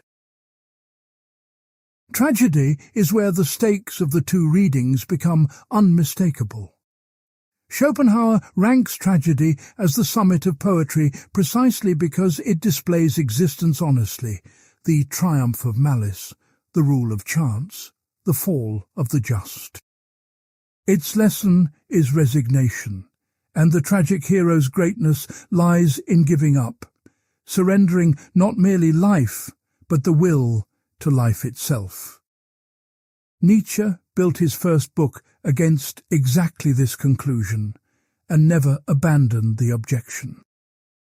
The Greeks who created tragedy were not renouncing, he argues, they were the most life-hungry people in history, and their art was how strength faced horror without blinking. The tragic feeling, as he finally formulates it, is saying yes to life, even in its strangest and hardest problems, joy that includes the price of destruction. Where Schopenhauer's spectator leaves the theatre ready to let go of life, Nietzsche's leaves heavier with it, fortified by having looked. Two theories of why witnessed suffering can exalt us, and they cannot both be right about the same chill down the same spine. Notice what both accounts quietly agree on, because it sets up everything that follows. Both hold that the highest aesthetic moments take you beyond your ordinary self, beyond the small ego with its errands and anxieties. The next question is what that self-transcendence actually is. Schopenhauer built a doctrine around losing the self, and Nietzsche built one around overflowing it, and the two experiences look identical from outside. Distinguishing them is the task of the next part, and more than aesthetics hangs on the result. Both men's answers to suffering itself are hiding inside it. Part 11. Two escapes from the self, aesthetic contemplation versus Dionysian affirmation. Part 10 ended with an agreement that should puzzle you. Two philosophers who disagree about everything both teach that our highest moments are the ones in which the ordinary self disappears. Absorbed in music, lost in a landscape, swept into a festival, the small ego with its errands and grievances goes silent, and what remains feels larger than the person who walked in. Both men treat this as the summit of human experience. The question of this part is whether they are describing one summit or two, because everything in their practical philosophies hangs on the answer. Take Schopenhauer's version first, and take it slowly, since it is among the most careful descriptions of absorption ever written. In ordinary perception, you never see things, he argues. You see your interest wearing things as masks. The path is something to walk, the chair something to sit on, the stranger a possible obstacle, and every object glows faintly with relevance to your desires. In rare moments, this glow switches off. Standing before a mountain at dusk, you stop perceiving usefulness and threat, and the question of what anything means for you simply lapses. Schopenhauer says you then cease to be an individual at all. You become what he calls the pure subject of knowing, a clear mirror of the object, the single eye of the world looking out of a body that has gone quiet. The peace this brings is the peace of Part 4's Pendulum stopping. No lack, no striving, no boredom, because the machinery of wanting has been unplugged rather than satisfied. Self-loss on this account is a subtraction. The will falls silent, and what disappears with it is precisely you. His account of the sublime extends the theory and, as we will see, secretly endangers it. Beauty is contemplation that comes easily, invited by a meadow or a melody. The sublime is contemplation under fire. Facing the storm at sea, or the indifferent scale of the night sky, your body registers threat and insignificance, and the will screams to attend to its survival. The sublime occurs when you hold the contemplative stance anyway, wrenching perception free from terror and keeping it free by continuous effort. The exaltation you feel is the feeling of that victory. Mark the structure carefully. Pleasure produced by overcoming an inner resistance, enjoyed in exact proportion to the resistance overcome. Inside Schopenhauer's own aesthetics, at its highest point, sits a small machine that runs on Nietzsche's fuel. Now the rival summit. The young Nietzsche named it the Dionysian, after the Greek god of wine, festival and dismemberment, and described it through the same metaphysics he later abandoned. In the chorus, the dance, the orgiastic rite, the principle of individuation collapses, and the celebrant feels the boundaries between self and others and nature dissolve into one intoxicated current of life. So far, this sounds like Schopenhauer's self-loss with louder music. The mature formulation, in Twilight of the Idols, removes the resemblance. The aesthetic state is Rausch, intoxication, and its essence is the feeling of plenitude, of force overflowing its container. In this state, the organism does not go quiet. Every capacity is heightened, strength rises, and the self is not subtracted but exceeded, the way a river exceeds its banks in flood. Schopenhauer's spectator escapes the will and becomes a mirror. Nietzsche's celebrant becomes more will than ever, so much that the fence called ego cannot hold it. State the opposition as cleanly as it can be stated. Both experiences abolish ordinary self-consciousness, and from the outside, watching the absorbed listener or the ecstatic dancer, you could not tell them apart. From the inside, they differ in their entire direction. One is stillness, the other intensity. One is spectatorial, a seeing purified of stakes, and the other is participatory, a doing flooded with them. One feels like finally being let out of the game, the other like finally playing it with everything. And each philosopher reads the other's summit as a counterfeit of his own. For Schopenhauer, intoxication is just the will at maximum volume, the disease mistaken for the cure. For Nietzsche, will-less contemplation is just exhaustion granted a metaphysical diploma, the pleasure weak organisms take in their own switching off. The contemporary science of self-loss has stumbled into exactly this fork, which makes it worth a careful look. A network of midline brain regions, the default mode network, supports self-referential thought, the inner narrator rehearsing your past and managing your reputation. Its activity drops in experienced meditators, as Judson Brewer's imaging studies showed, and it drops dramatically under psychedelics, where Robin Carhart Harris and colleagues found the drop tracking reported ego dissolution. Absorbed flow states show kindred quieting. So one neural signature underlies states whose felt character could not differ more, the meditator's vast calm and the ecstatic's surging communion. The machinery of self-loss appears to be single, while the experience it releases takes both Schopenhauer's flavour and Nietzsche's. The laboratory, in other words, confirms the fork without choosing a path, and the choice between stillness and intensity remains what it was in 1880, a decision about value wearing the costume of a description. Before leaving, return to that small machine hidden in the sublime, because it now becomes an argument.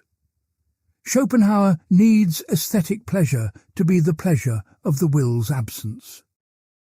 But his own analysis of the sublime locates the pleasure in struggle, in the continuous overpowering of an inner enemy, and he ranks the sublime above easy beauty. The higher the resistance, the higher the exaltation, by his explicit account. If the supreme aesthetic experience is structured as overcoming, then the supreme aesthetic experience is will to power, described by the one man most committed to denying it. Nietzsche never made this exact argument, but it is his philosophy growing inside his teacher's text. For Schopenhauer, every aesthetic escape carries an expiration time, and he says so with regret. The concert ends, the mountain recedes, and the will resumes its reign as if the truce had never happened. Art shows the prisoner the view from the wall and then returns him to the yard. The logic of his system therefore demands a permanent version, a way of making the will's silence into a way of life rather than an interlude. There is such a way, he says, and history knows it well. It is the path of the saint, the ascetic, the renunciant, and it is the true conclusion of his philosophy. It is also the precise target of the most sustained polemic Nietzsche ever wrote. Part 12. The Ascetic Ideal. Nietzsche's direct assault on the saint. The fourth book of the world as will and representation ends in a place no reader expects a German philosopher to arrive. It ends with the saint. Schopenhauer describes a human type found in every tradition, the Christian mystic, the Indian renunciant, the desert hermit, and claims this type embodies his philosophy's final word. The path runs as follows. In certain people, knowledge of the world's nature stops being theoretical. They see through the principle of individuation completely, recognize every sufferer as themselves, and see the whole pendulum of craving for what it is. From this seeing, something unprecedented happens. The will turns against itself. Such people stop defending their interests, give away possessions, embrace chastity and poverty, accept injury without resistance, and use fasting and hardship to starve the will at its bodily root. What fills them as desire dies is not misery, but an ocean-like calm, a composure Schopenhauer describes with open envy. His system closes on a famous chord.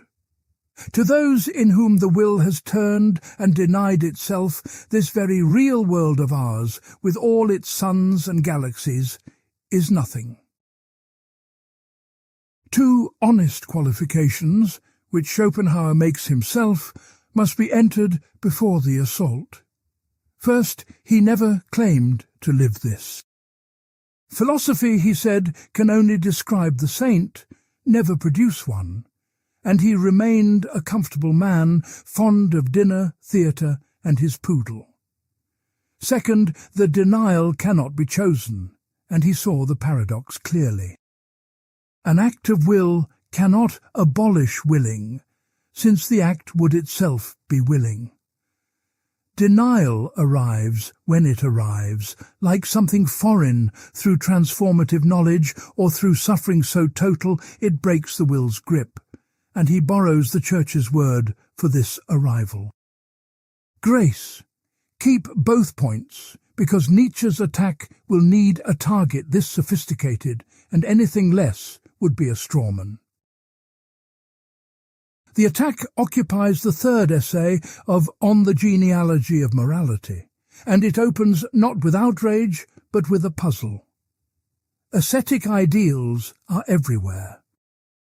Priests preach them, philosophers live like monks, artists end their careers composing redemption operas, and entire civilizations have organized themselves around fasting, chastity, and self-denial. Taken at face value, this is biologically impossible.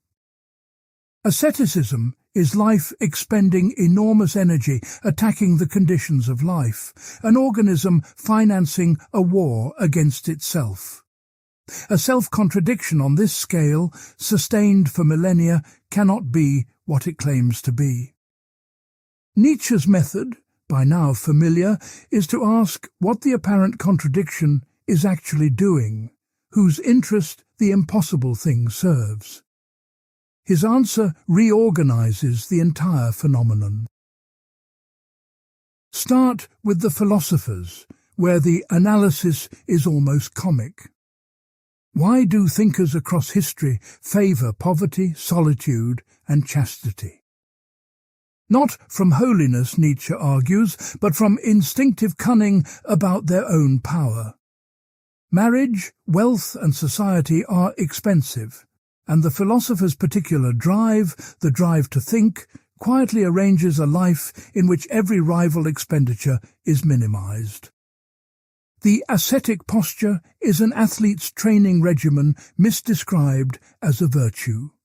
Here, asceticism is transparently will to power, the optimization of one kind of strength through the disciplined starvation of others. No paradox yet, just strategy. The hard case is the saint, where denial seems to be the whole point, and for the Saint Nietzsche reserves the deepest move he ever made. The move begins with the people the ascetic priest actually serves. They are the sick, the defeated, the exhausted, the great majority of every age, and they face a danger more lethal than their suffering. The danger is meaninglessness. Human beings, Nietzsche holds, can endure almost any pain if it means something, and what drives them to despair is not suffering, but suffering without an answer to the question, why? The ascetic ideal was history's answer to that question. You suffer because you are guilty, because the flesh is fallen, because this world is a test and a passage. The answer is terrible, since it locates the fault inside the sufferer, but it is an answer, and it converted unbearable senseless pain into bearable, meaningful pain. The ideal thereby preserved millions of lives that pure despair would have finished. So the apparent war against life was, underneath, life's own emergency measure, declining life using denial as a tourniquet. The contradiction dissolves into the formula that closes the essay. Man would rather will nothingness than not will. Read that sentence against Schopenhauer and you can watch the whole system change ownership. Schopenhauer presented denial of the will as the will's abolition, the exit from the game. Nietzsche's formula reinterprets it as the will's strangest victory. The saint has not stopped willing. He has given the will a final object, nothingness, and pursues it with the same striving, the same discipline, the same hunger for a goal that drives every other life. Renunciation, examined closely, is a career with stages, setbacks, triumphs, and rank.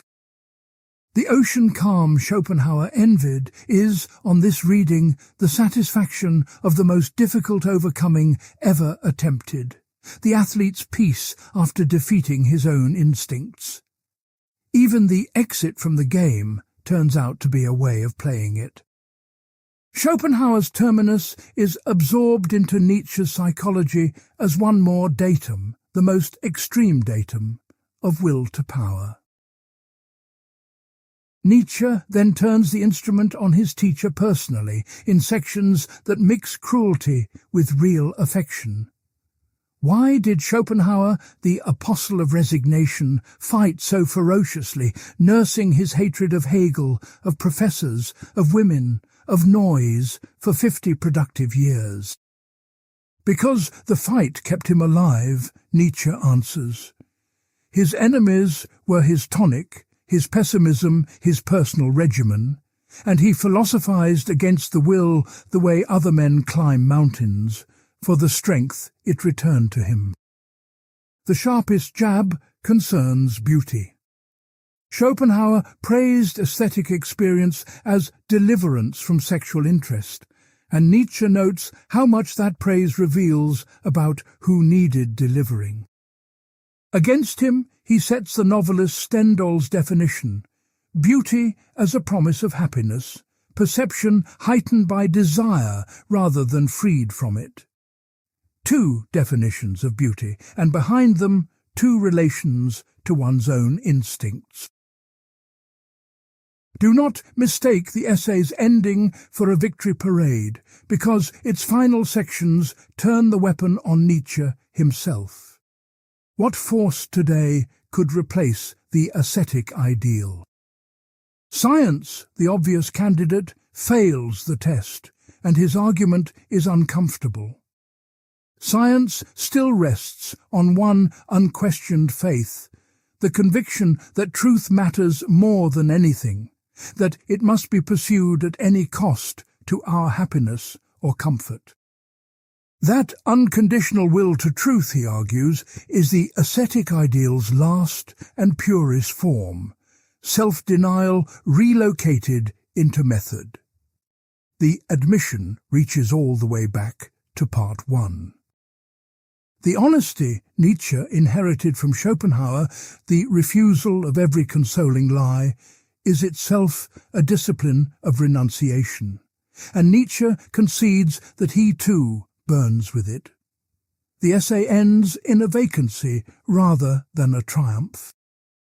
The ideal has been unmasked, and no rival ideal yet exists. If you doubt that the structure survives without God, look around. A culture that fasts for clarity, freezes itself for resilience, tracks its sleep like a confessor, and treats every comfort as a temptation against productivity, has not abandoned asceticism. It has changed the deity to performance and kept the liturgy. Nietzsche's analysis predicts exactly this persistence, since the underlying machinery was never about heaven. It was about giving suffering a job, and that need did not die with theology. The confrontation now stands at maximum tension, and it must be brought to a single point. Schopenhauer says the will can and should turn against itself, and calls the result salvation. Nietzsche says the turning is an illusion of accounting, willing in disguise, and calls the disguise the most dangerous in history. Two doctrines, denial of the will and will to power, built from the same materials, claiming the same territory. The next part puts them side by side, premise against premise, and locates the exact joint where one philosophy becomes the other. Part 13. Denial of the will versus will to power, the exact point of divergence. 12 parts of argument now need to converge on a single sentence, and this part exists to earn it. Lay out Schopenhauer's master argument first, with every premise numbered and visible. Premise 1. The essence of every life is will, ceaseless striving without a final goal. Premise 2. Striving entails suffering by the analysis of desire, since wanting is born from painful lack and ends in boredom or new lack. Premise 3. Suffering is the disvalue, the thing whose presence makes existence bad and whose absence would make it acceptable. From these, the verdict of Part 5 follows: existence runs at a loss. And from the verdict follows the practice, since if willing is the disease, the only cure operating at the right depth is the will's turning against itself. Denial is not one option among others. It is the conclusion of a deduction, and the deduction is valid. Whoever rejects the conclusion must find the false premise.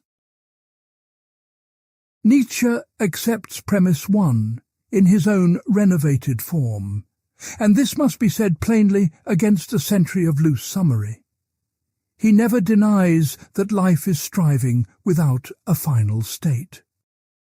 He radicalizes the claim. He also accepts premise 2, and this is the step that separates him from every shallow optimist. Striving does entail suffering, necessarily and forever, because striving is the encounter with resistance, and resistance hurts. Any philosophy promising satisfaction without pain is, by his lights, lying about the structure of desire. The entire weight of his philosophy therefore lands on premise 3, the premise that looks least like a premise. Suffering is the disvalue. Who decided that, and from where? Here, the argument of Part 4 returns as the hinge of everything. Premise 3 is not self-evident, Nietzsche argues. It is the shadow of a particular theory of desire.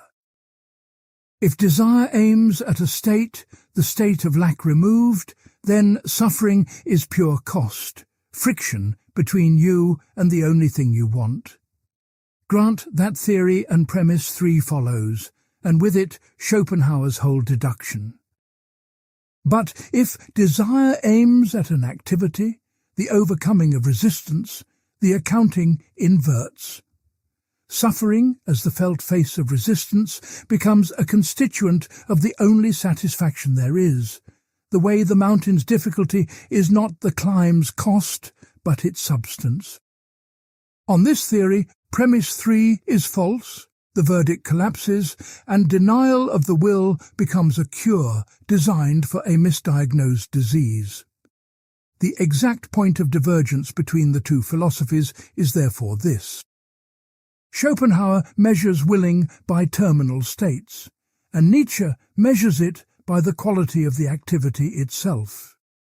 Everything else, the verdicts, the ethics, the saints and supermen, is downstream of that single choice of measure.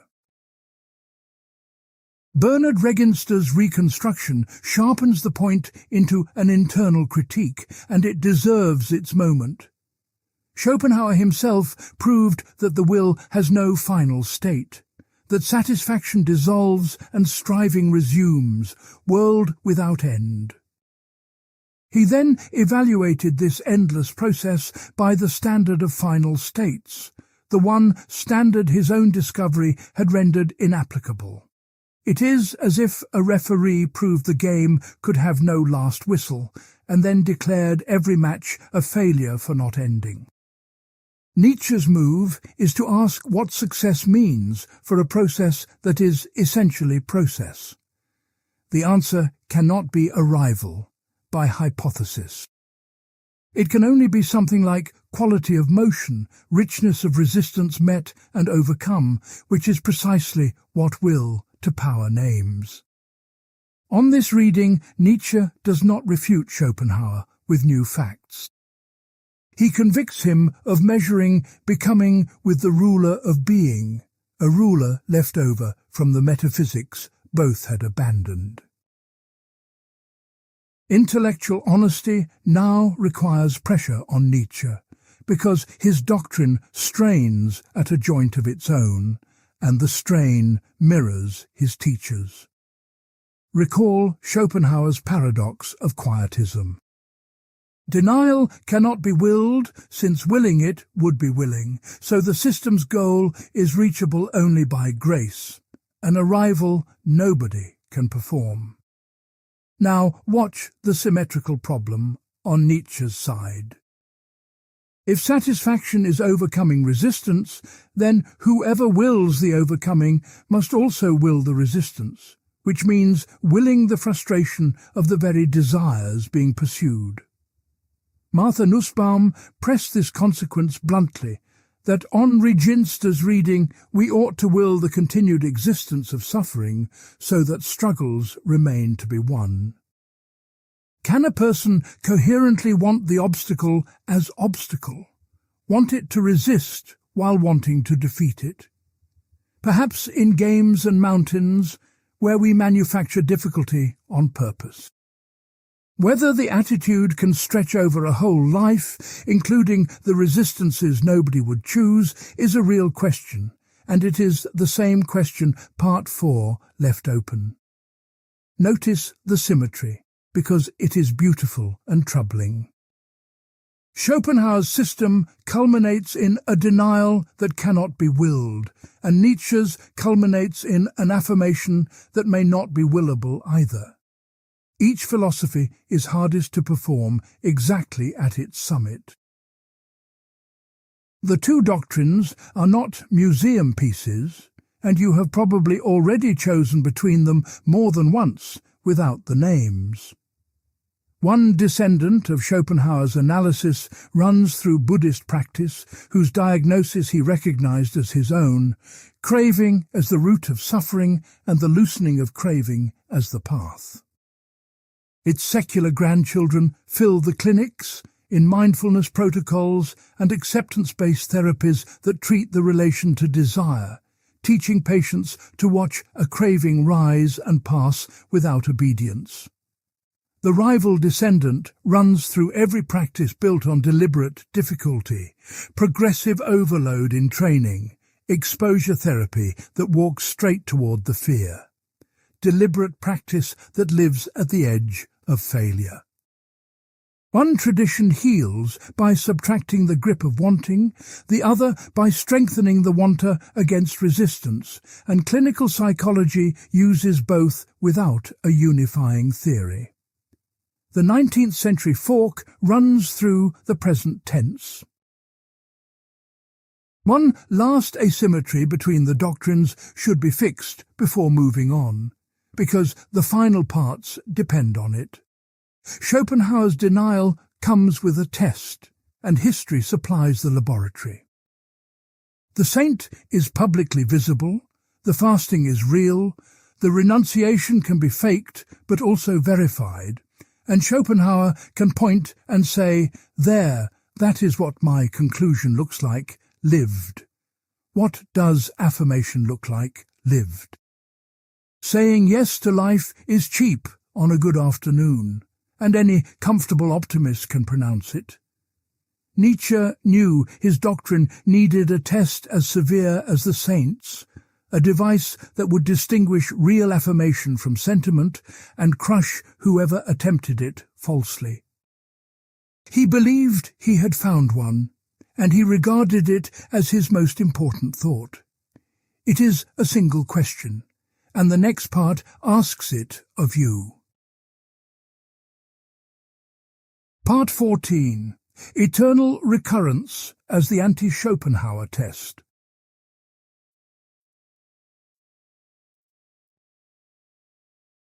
The thought experiment that defines Nietzsche's philosophy was invented by Schopenhauer, and almost nobody notices this. In the first volume of his main work, Schopenhauer proposes a test for the value of existence.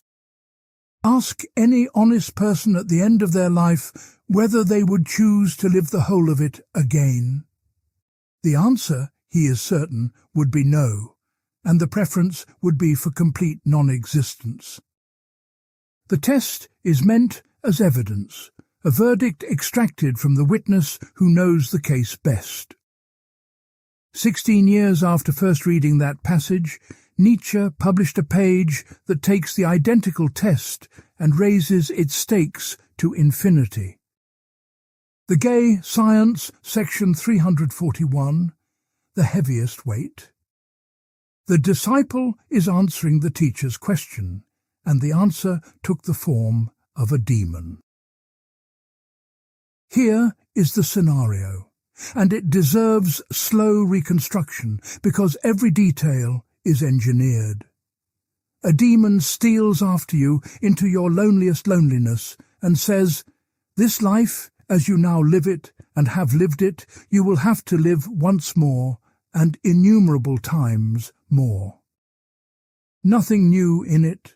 Every pain and every joy, everything unutterably small and great, returning in the same sequence. Even this spider, even this moonlight between the trees, even this moment. The eternal hourglass of existence turned over again and again, and you with it, a speck of dust. Then the question. Would you throw yourself down, gnash your teeth, and curse the demon? Or have you experienced a moment so tremendous that you would answer, "You are a god, and never have I heard anything more divine"? First, clear away a scholarly dispute so it cannot confuse what follows. In unpublished notebooks, Nietzsche sketched proofs that recurrence is physically real, arguments from finite force and infinite time. He never published them, and the published presentations are always practical, a demon's question, a condition Zarathustra must accept, never a cosmology lecture. Most current interpreters, Clarke and Reginster among them, accordingly read the doctrine as a test rather than a theory.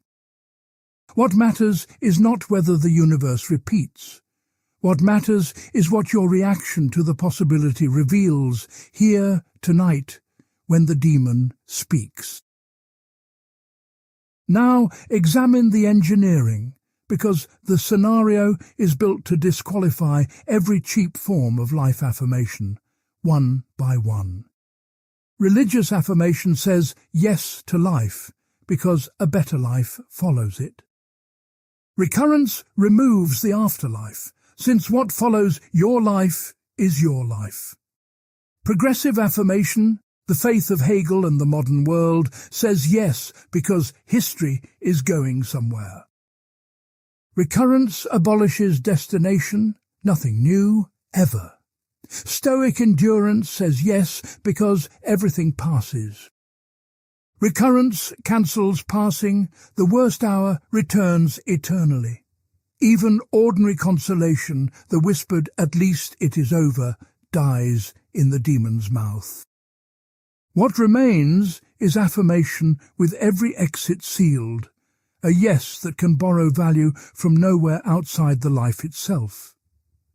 Schopenhauer asked whether you would relive your life and stacked the question fairly. Nietzsche stacks it brutally against himself, and then demands not acceptance, but joy. The test also answers, point for point, the argument from Part 5 that nothing else in Nietzsche touches. Schopenhauer's vanity argument held that time devours every attainment, that the present collapses endlessly into a past that no longer exists. Zarathustra calls this the will's deepest misery, that the will cannot will backwards, that against everything already done it stands as a powerless spectator. From that powerlessness, he argues, grows revenge, the spirit that punishes existence because the past cannot be changed, and he hears that spirit in every philosophy of condemnation. Recurrence is the counter-move. If everything returns, the past is not a grave but a seed, and every it was can be transformed into "thus I willed it." Whether this redeems time or merely renames it is arguable. That it is aimed directly at Schopenhauer's third argument is not. One more piece of logic completes the test, and it is the harshest piece. Late in Zarathustra, in the Drunken Song, Nietzsche states what affirmation must include. Did you ever say yes to a single joy? Then, he answers, you said yes to all woe as well, for all things are chained together, entangled in love. The claim is that a life is not a heap of separable moments, but a web where the joy you would keep grew out of losses you would cancel. The person you love exists because of a chance meeting that followed a failure, that followed a grief. Subtract the grief, and you subtract the love. So willing one moment's return honestly means willing the whole chain. Schopenhauer's verdict was built on exactly the opposite operation: subtraction, the weighing of pains against pleasures as separable items on a ledger. Recurrence declares the ledger impossible. Existence comes whole or not at all, and the only honest votes are everything or nothing. The objection's now at full strength, because this doctrine has drawn serious fire. The first objection is moral, and it should disturb you. If affirmation is holistic, then affirming your own life means willing the return of every horror entangled with it, the camps, the famines, the tortured child. A yes that large looks indistinguishable from moral obscenity, and critics have pressed the point hard. Nietzsche's defenders answer that affirming is not approving, that willing the return of the past is not licensing its repetition by us, but the line between those is thin and the debate over it is alive. The second objection is logical, and Georg Simmel stated it early. If each recurring life is identical, with no memory linking them, the repetitions are indistinguishable from a single life, and the demon adds nothing but a number. The standard reply holds that the weight is psychological, not metaphysical, a device that forces the question, would you choose this, which a single mortal life lets you evade? The third objection is the simplest. Does anyone pass? Nietzsche, half-blind, in chronic pain, abandoned by nearly everyone, declared in Exe Homo that his formula for human greatness was amor fati, wanting nothing different, not in all eternity. Whether that sentence reports an achievement or a longing is a question his biography cannot answer for us. So the recurrence gives the confrontation its sharpest possible form, two thought experiments, one question, opposite expected answers. But notice what the test does not provide. It defines what affirming life would mean. It does not prove that affirmation is the correct response and condemnation the error. A Schopenhauerian can grant the test and calmly fail it, saying the demon merely confirms the verdict. Whether Nietzsche ever produced an argument rather than a portrait is the hardest question in this entire confrontation, and it gets the next part to itself. Part 15. Pessimism of weakness, pessimism of strength. Did Nietzsche ever answer him? Separate two questions that this series has been holding apart, because the final reckoning depends on the separation. Did Nietzsche refute Schopenhauer's arguments? And did Nietzsche answer Schopenhauer's problem? These are different achievements, and the audit comes out differently for each.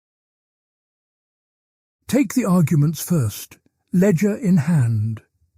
Against the Metaphysics of Will, Part 2, Nietzsche's three strikes are widely judged successful, and even sympathetic Schopenhauer scholars concede the system cannot stand as written. Against the pure subject of knowledge, Part 3, the attack is equally strong, and modern epistemology has largely followed it. Against the negativity of satisfaction, Part 4, the result was not refutation, but replacement, a rival theory of desire fitting the same data, an empirical standoff.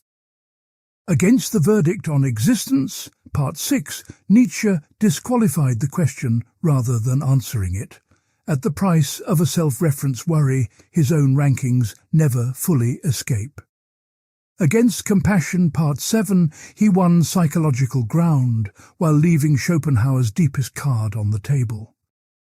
A strong record, not a clean sweep. Now the problem itself, and here Nietzsche's late self-understanding becomes the key document. In 1886 he wrote a new preface for The Birth of Tragedy, titled An Attempt at Self-Criticism, and it reframes his entire career around one question. Is there a pessimism of strength?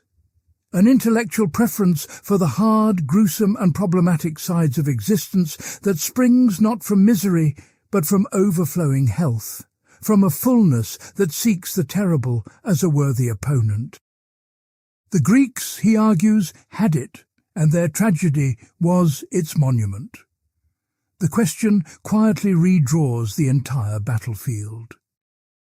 Pessimism stops being a doctrine that is true or false, and becomes a symptom that has two possible sources. In The Gay Science, section 370, he makes the sorting explicit. Some sufferers suffer from the overfullness of life, and they crave tragic insight, the Dionysian, the terrifying as a luxury of strength. Others suffer from the impoverishment of life, and they crave rest, stillness, redemption from themselves, narcotics. Schopenhauer and Wagner are filed by name under the second heading. The teacher's philosophy is not refuted here. It is diagnosed, classified as the romanticism of the exhausted, the most honest brochure ever written for the need to stop. Whether this constitutes an answer is exactly where the scholarship divides, so present both verdicts at full strength. The case for yes is Reginster's, and it assembles the pieces this series has built. Schopenhauer's despair rested on two pillars: that suffering is essential to life, and that suffering decides against it. Nietzsche accepts the first pillar entirely and demolishes the second with a real argument, not a mood. If desire aims at overcoming resistance, then resistance, which is suffering, is a constituent of the highest good rather than its refutation. Revalue suffering, and the pessimistic inference collapses while every pessimistic observation stands. On this reading, the recurrence is the proof of completion, the demonstration that a yes is possible with all of Schopenhauer's facts admitted into evidence. The answer exists, and it is the doctrine of will to power applied to the problem of despair. The case for no begins by asking who the answer is for.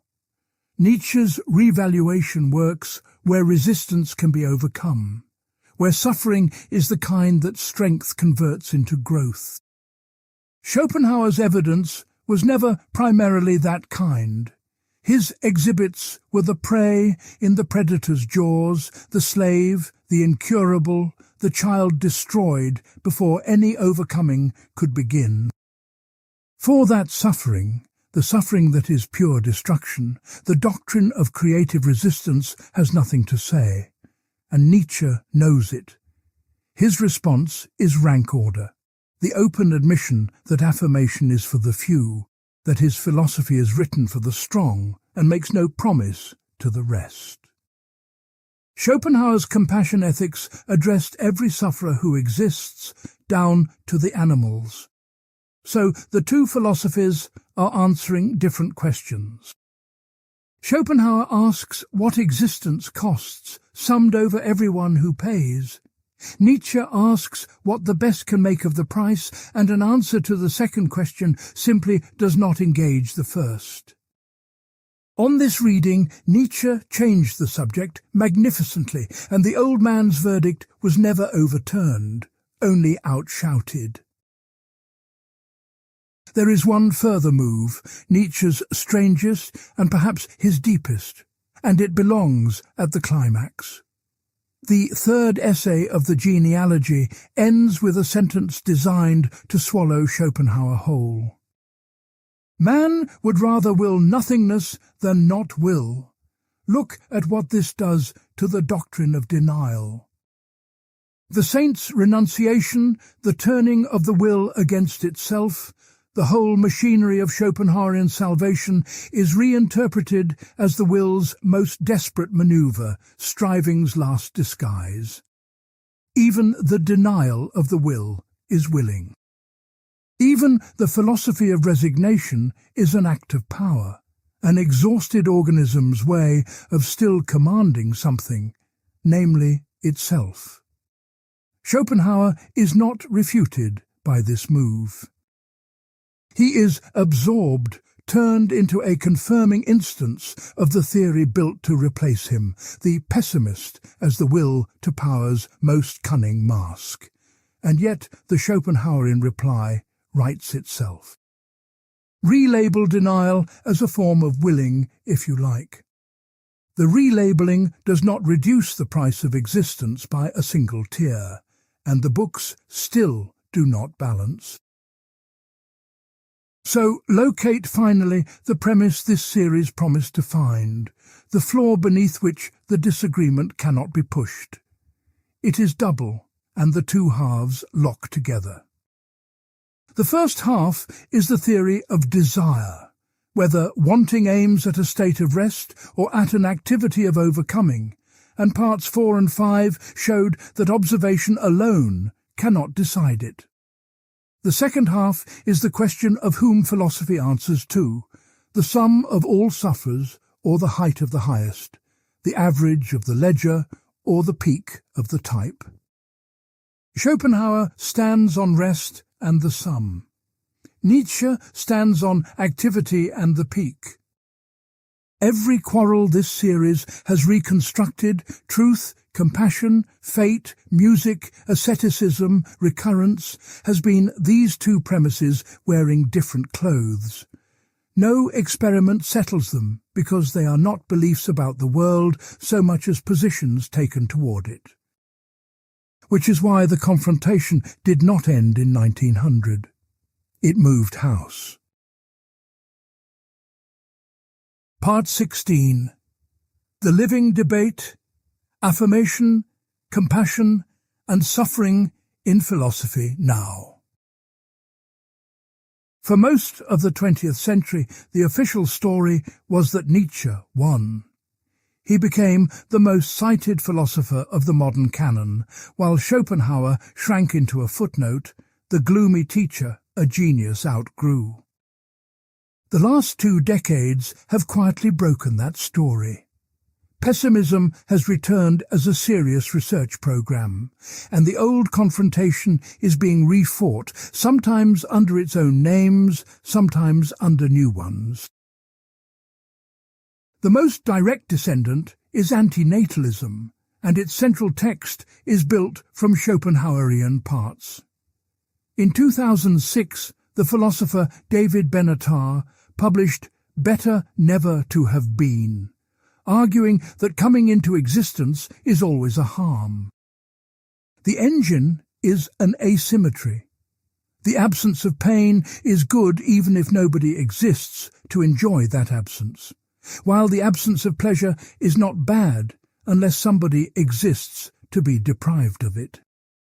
If that holds, non-existence wins on every ledger since it scores all of the good and none of the bad.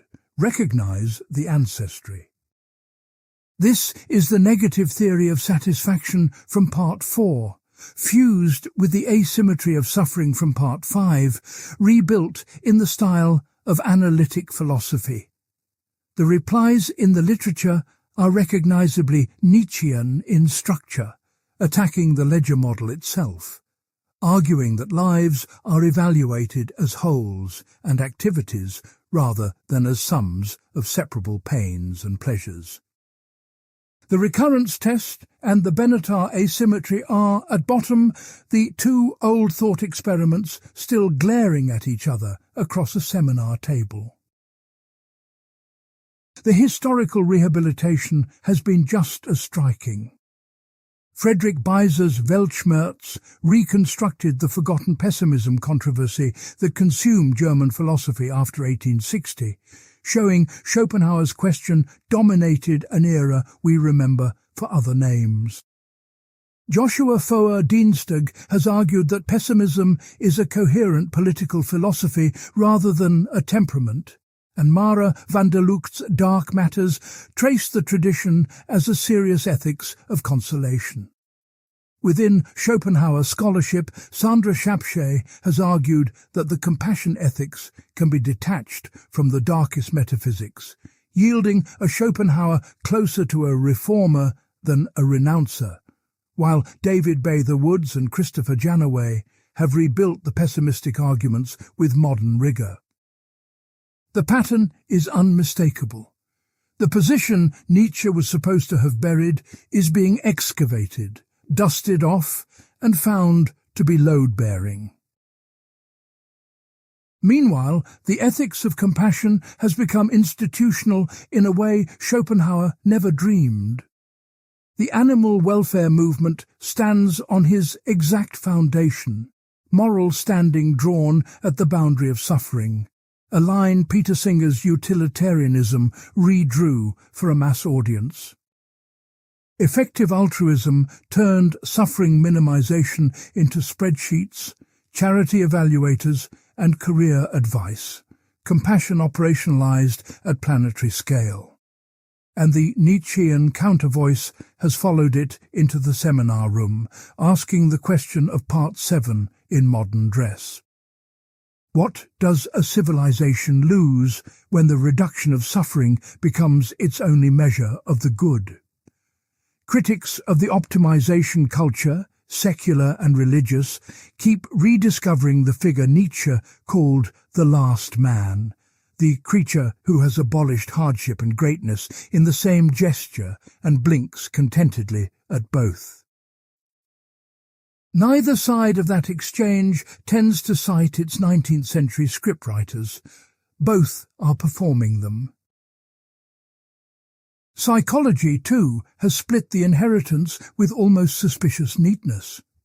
One research program, descending through hedonic adaptation, documents the treadmill, the resetting baseline, the futility of chasing states, and its practical offspring is the mindfulness industry, which teaches the loosening of craving. Secular meditation culture is, structurally, Schopenhauerian practice in athletic clothing, the quieting of the will sold as stress reduction, and Schopenhauer himself would note with satisfaction that it leans on the Buddhist sources he honoured.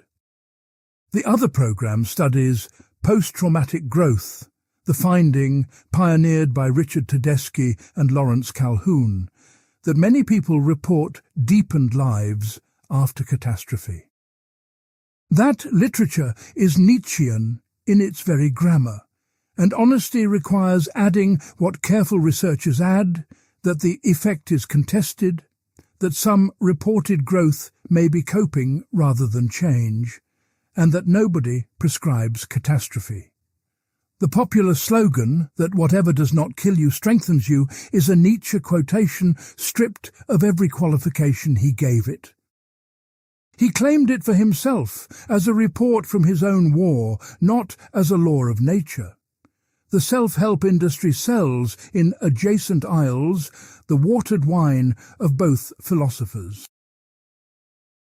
Inside academic philosophy, the most interesting development is that both research programs are alive at the highest level of rigour.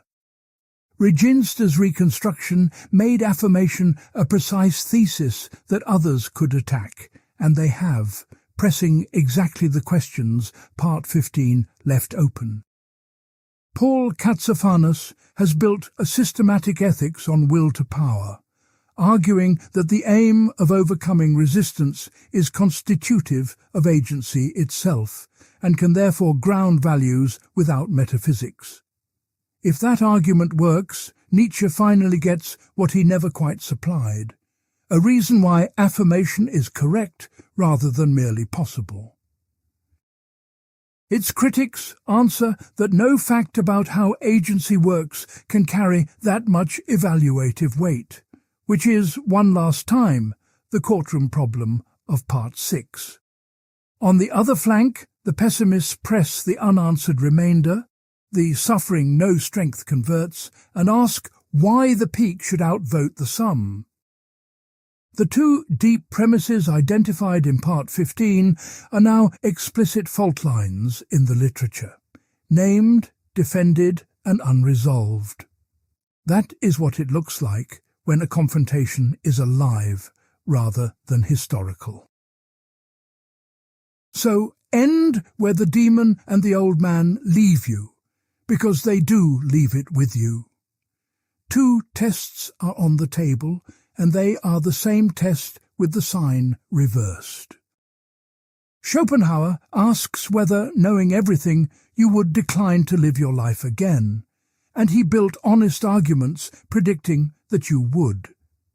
Nietzsche asks whether a moment exists in your life tremendous enough to ransom the whole entangled chain, eternally. Notice what you cannot do, on pain of failing both thinkers at once. You cannot answer from mood because both men gave arguments, and the arguments survive every change of weather. And you cannot wait for evidence to decide, because the entire series has shown the evidence is shared, and the verdicts still diverge. What divides them is a stance toward desire, and a decision about who counts, and stances and decisions are things a person takes, not things a person finds. The student spent 20 years digging the teacher out of himself, and confessed near the end that he might never finish. The honest measure of this confrontation is that 2 centuries on, neither have we.